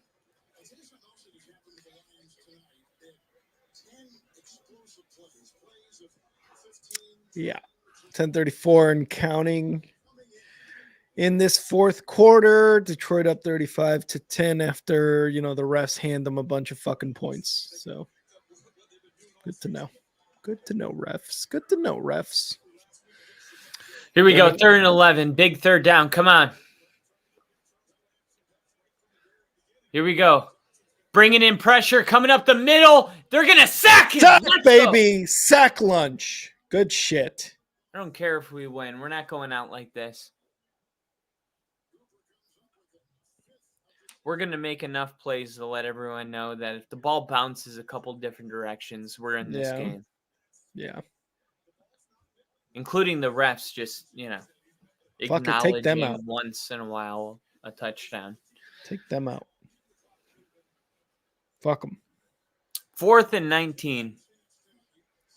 And here's the punt. Time for Marvin Mims to take one back, baby. It's time for Marvin Mims to take one back. Here we go. Marvin Mims. He's taking this one back to the house. Calling it. Great Calling punt. Oh, come on, man. You got to be there for that. All right. Not bad starting field position. You're probably not going to get that first touchdown in under 9, but you may be able to get it in under 7 if you hurry. 2-possession game with 7 minutes left. If you can get a 3 and out on the ensuing drive and score, all of a sudden, it's a 1-possession game with about 4 minutes left, and you have 2 timeouts and a 2-minute warning. They're not out of it, but they do need to score within the next couple minutes here. Yeah. I mean, let's just hope it can happen. Blink your eye, dude, and Denver's back in this game. But they have to have a big play here. They have to. They do. And this first possession has to be quick, precise, efficient. Like they have to get into the end zone, and they got great field position to start to make it a quick offensive drive for them to score a touchdown. I think they can do it, man. It's just you got to have a couple big plays to Cortland Sutton, to a Trout, to a fucking Mims, anybody. They need big plays here to keep going. All right. Let's go. I'm still so mad about the fucking refs, dude. I know I shouldn't. It's over. It happened. But god damn it. It's just not good, yeah. It's not a good look. Especially, getting it wrong 3 times in a row is a little ridiculous. It's just... When it's one bullshit. call, I feel like we move on pretty quick. But when it's 2, we're like, hey, what the fuck? And then it's like you put a man's hand, you tied a man's hands behind his back and you want him to do something. It's like, well, Sean should challenge it. It's like, I don't know why he did it. We're behind so much in this game right now. If the refs were to, say the play stands and you lose that timeout, I just can't stress how important these timeouts are right now. So Sean takes the points, but I just can't believe that the NFL can't intervene. They have the expedited review for everything besides their biggest fuck up. Their biggest fuck up, if you were to gauge it, would be a touchdown fuck up. That is the worst mistake you could make as a ref. And you're saying that we'll do expedited review for all that other stuff under 2 minutes, but if there's a team down 4 possessions, fuck in the third that quarter, That doesn't count. That's so valuable. Here's Russ. Back to pass over the middle is going to be Ryan. to P. Ryan for a first down near the near midfield.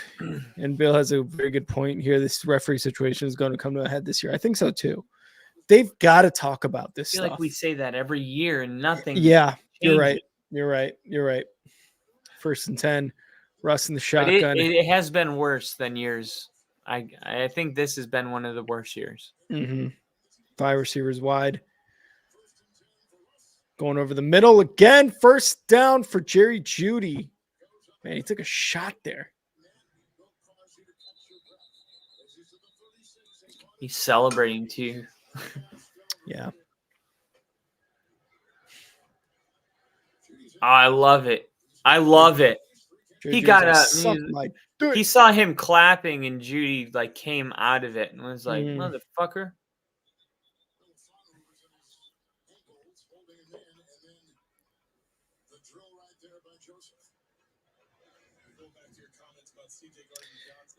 $8:32 left. Oh, now they're making Judy leave the play Mm.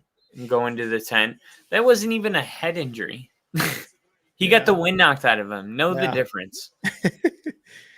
8:25. Russ back to pass, or back in the shotgun here.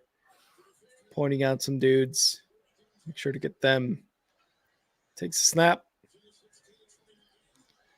Over the middle again. Cortland Sutton with a completion. First down. Let's go.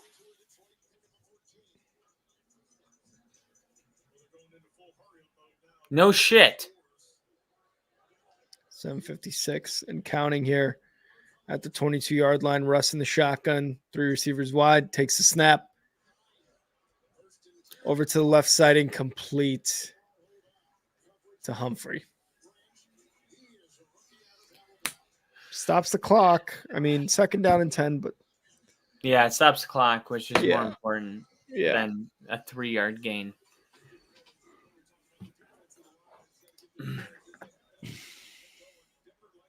Bill said there's already a lot of talk about the fines and the amounts when you fine someone 6 figures for talking about the refs. I think it enters the conversation is all. Yeah. Fair. Very fair.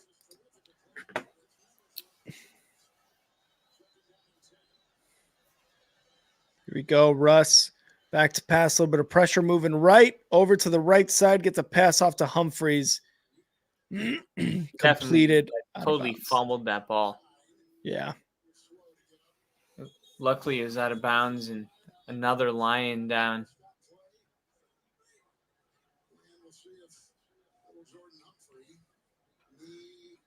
Oh, okay. He hit the ground. Yeah. From my angle, I didn't even know when that ball popped. I was like, yeah. I thought it was a fumble too.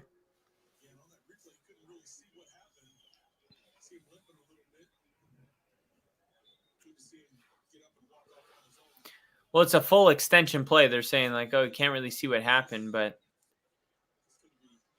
there's so much rolling up happening in this sport. Like people just get rolled up on. Like, surprised this doesn't happen every play when you really look at this sport.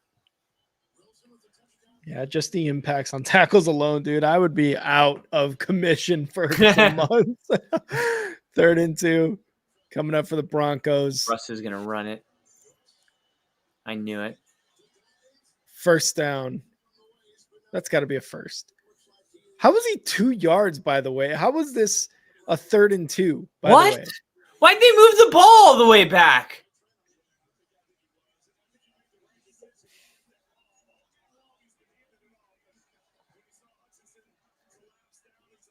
That's a first down. Why is it 4th and 1? Russ hands it off. First down. P. Horseshit. Ryan. Oh, down at the What one. if they didn't get that? That's such bullshit. Yeah. I don't think Sean Payton is just like, I think even he's like in just complete awe of what's going on. That's going to be a touchdown. They're calling it a touchdown.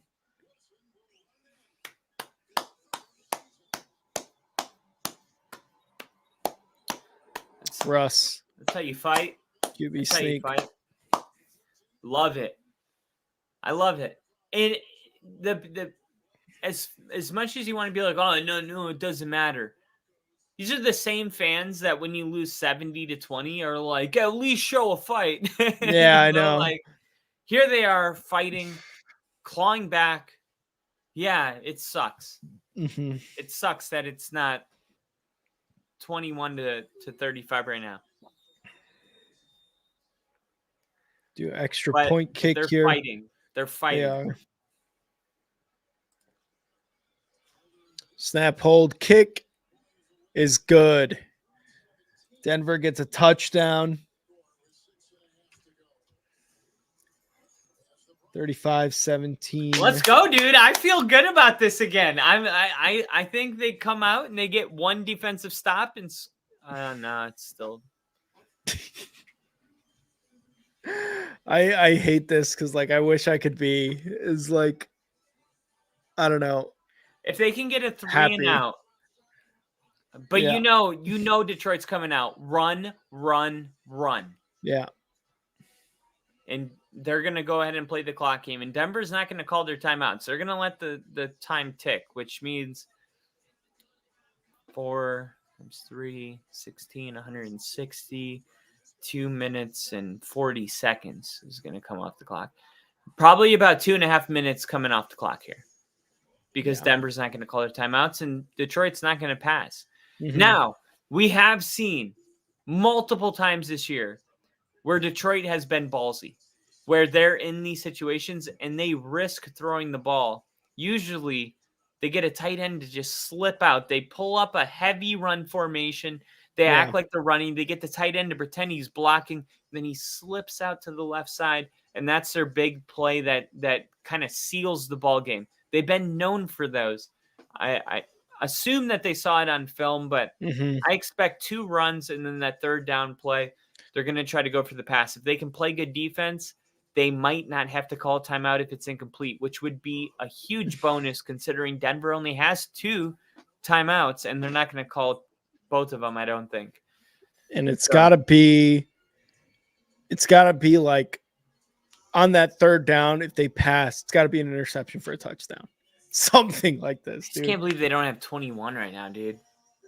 Yeah. It should be a 2-possession game with 7 minutes left. Yep, it should be. Damn, dude. I can't believe that nothing happens to them. Like, nothing. Yeah. It's like, unless you're a Broncos fan, no one even cares. Yeah, no, 100%. There are a lot of things going on Twitter, on X, that I was looking at. That a lot of people are like, what's up with this ref? You know, this refereeing in this game is horse shit. So look at this. They bring the helicopter view of the stadium. It's a fucking dome. It's a dark city. We can't see anything. You're not in Denver where it's cool and electric. Just take us inside the stadium where we can see. And here's a dark city. Enjoy. No offense, Detroit. It's a dark city. Enjoy. Can't see anything. Like, you're just showing us a dark. The most. Did they get it? Oh no. Fuck! I didn't even realize a fucking onside kick.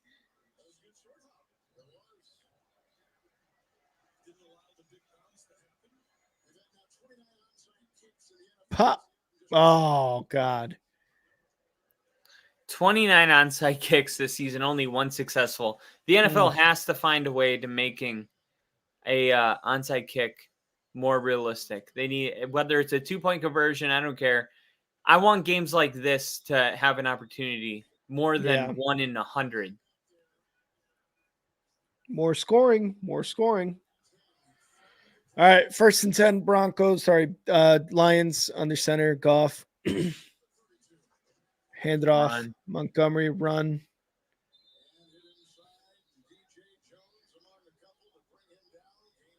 And Denver won't call the timeouts. And one thing I've seen just from watching football my whole life is that when you call your timeouts, all of a sudden you make the other coach aware of time. So sometimes you don't want to call your timeouts because the Lions on their own with no timeouts called may snap the ball with 3-4 seconds on the play clock. Mm-hmm. Whereas they, they call their timeouts and then all of a sudden they're like, oh, we got to make sure that this goes down to 1. Yeah. So sometimes you save some time with around 7 minutes, 6 minutes left. But Goff's experience, here he is taking it all the way down to 1. Snap, pass to Amon-Ra St. Brown, gets a first down out of bounds. All of a sudden,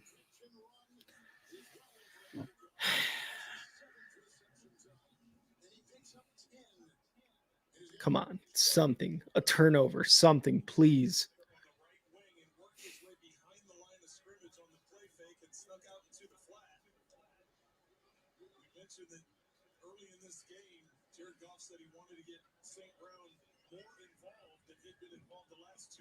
First and 10 now, 5:10 left in this game. Under center, Jared Goff. Motion off to the right side, takes a snap, hands it off. David Montgomery up the middle, gets about 6 yards. I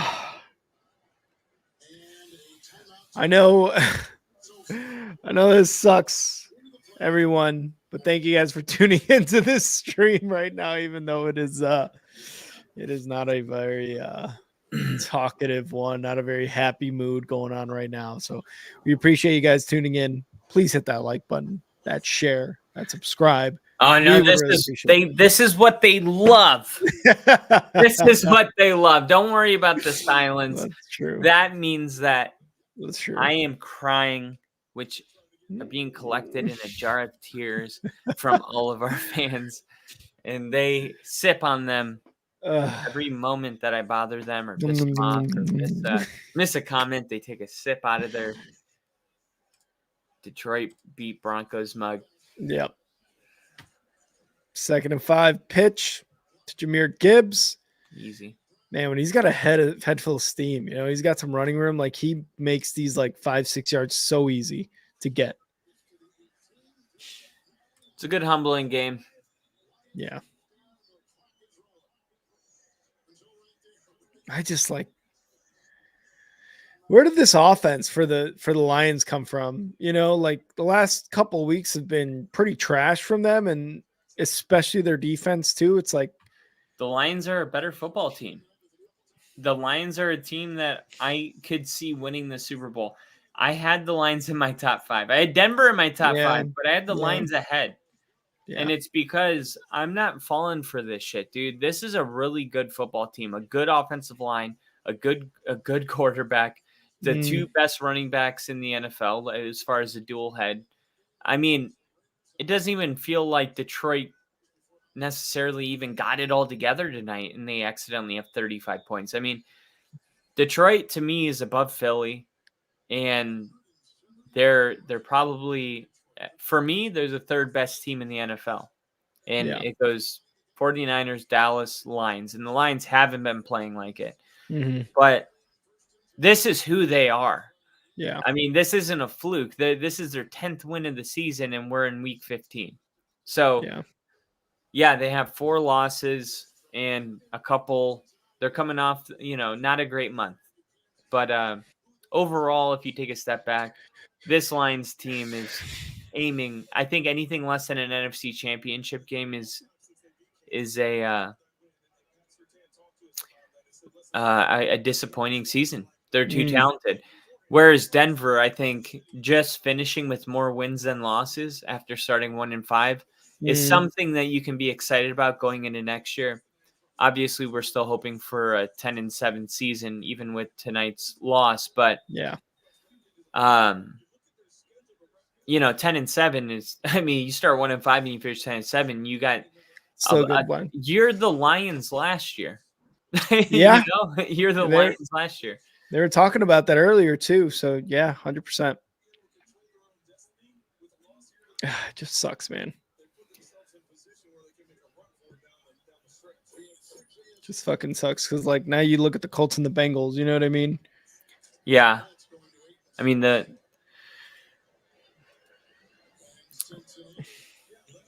some of those teams have a lot harder remaining games than us, though. True. And if it does end up in a tiebreaker, we have the tiebreaker over a lot of those teams. So, I mean, yeah, winning this game almost, I don't want to say guaranteed Denver's going to the playoffs, but it was close to that. It was up there in terms of meaningful games. And losing this game makes you feel like they're not going to the playoffs. Just being honest, that's how it makes you feel. But if you take a step back and you're not so emotional about all this, and you're like, the Lions are the third best team in the NFL when they're firing, and tonight they were firing, then yeah, Denver can beat New England and the Raiders and the Chargers, just like they just beat the Chargers. I mean, yeah, they can finish out 10-7. I think that's good enough for a wild card. And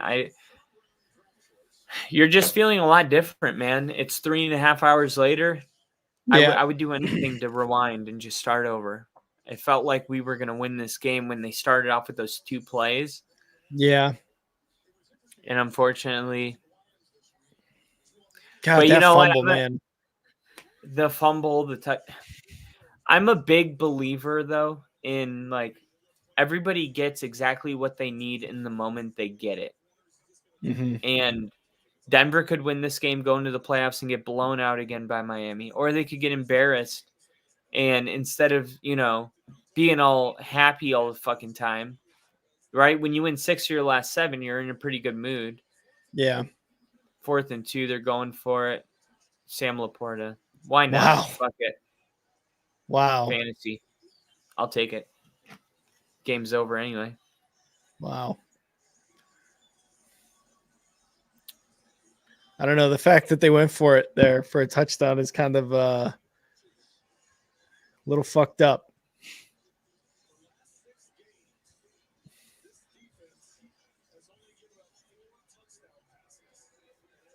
That is a little fucked up, I think, in my head.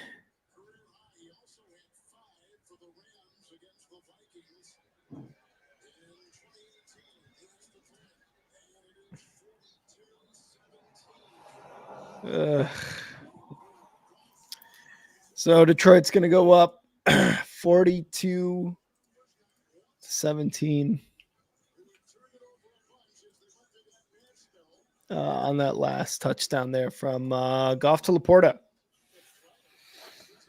So Detroit is going to go on to 10-4 on the season. Denver is going to go back to 500, 7-7. Still very much in the race, like you said. Last 2 games for Denver are going to be huge. And yeah, starting next week. Yeah, I think it could be. I think it could still be 3 dubs in a row here. Bill Belichick coming to Denver. Denver's gonna, just kind of feels like it's time to come home. Been on the road for a month. Yeah, that's true.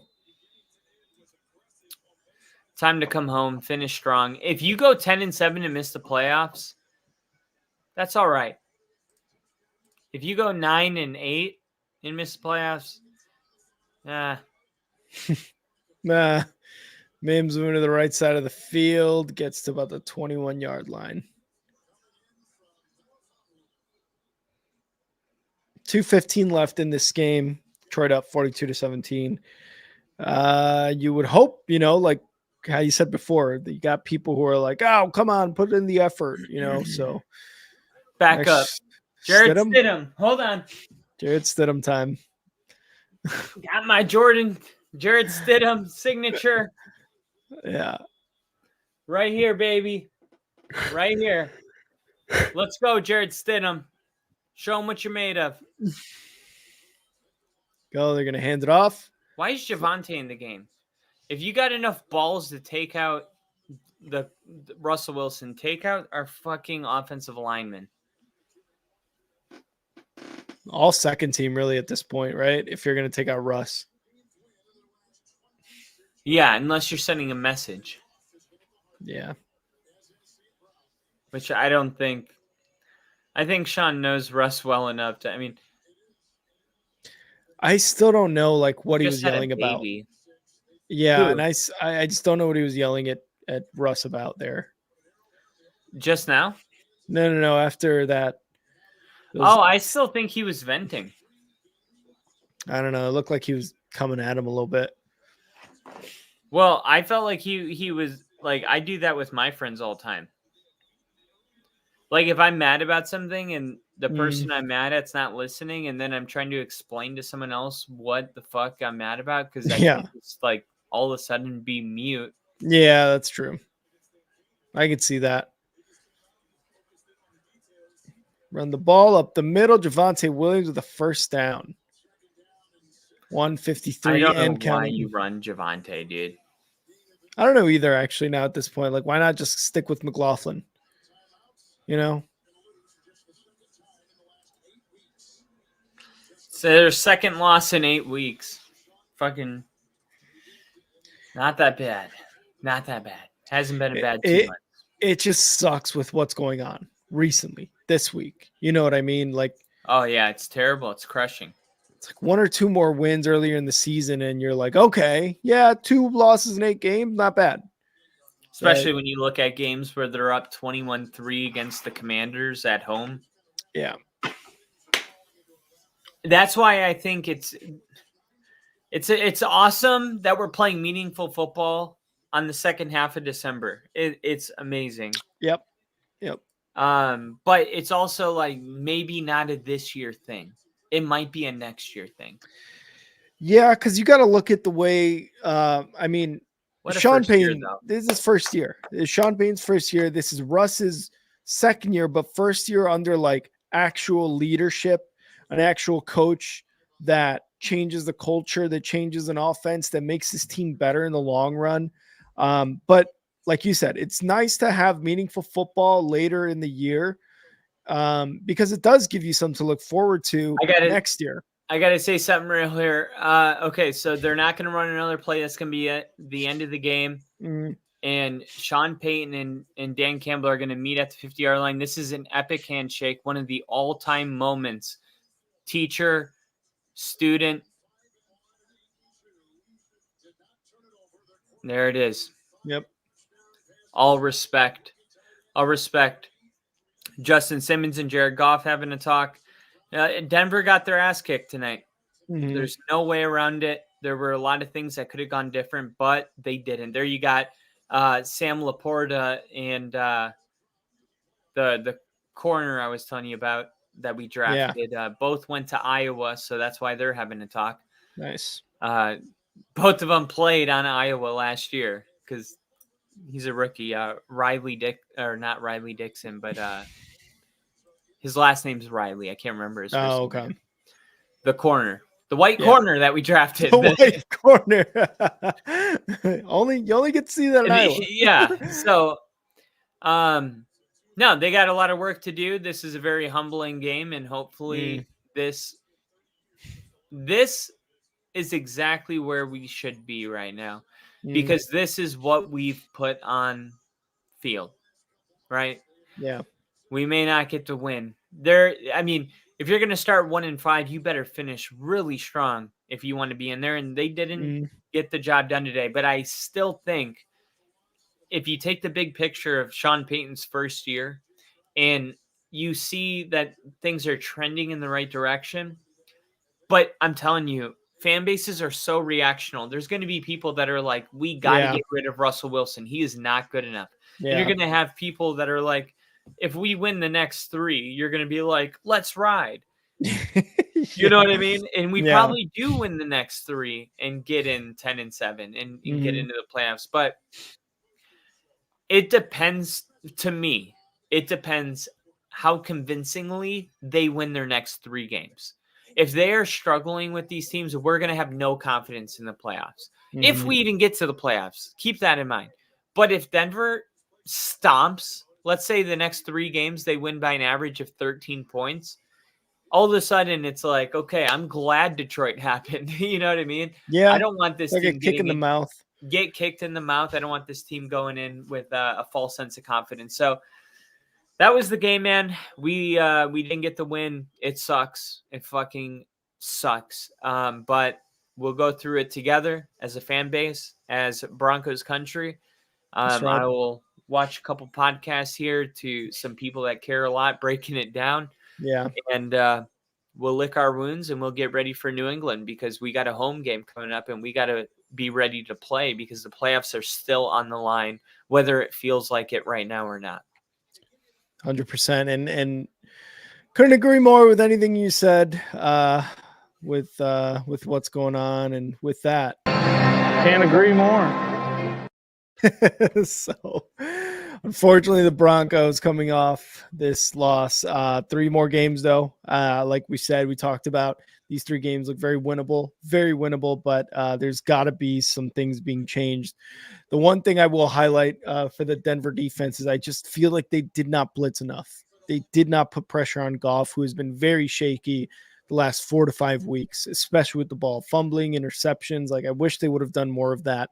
I wish there would have been a little bit more pressure. And maybe if they did put pressure, like, it just seemed like the Lions were ready for it, right? In a sense. Yeah. They know what their quarterback's been going through. They know that they got to put extra protection for him. I just wish that would have happened a little bit more from Denver. And unfortunately, that was not the case. So then Detroit Lions played really, really well, though. Their offense really came out and balled.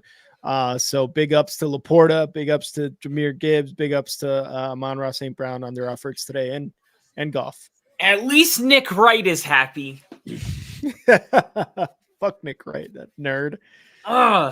You can follow me at FTBLONLYPODCAST, and you can expect a lot of retweets coming. Too emotional to tweet. Yeah.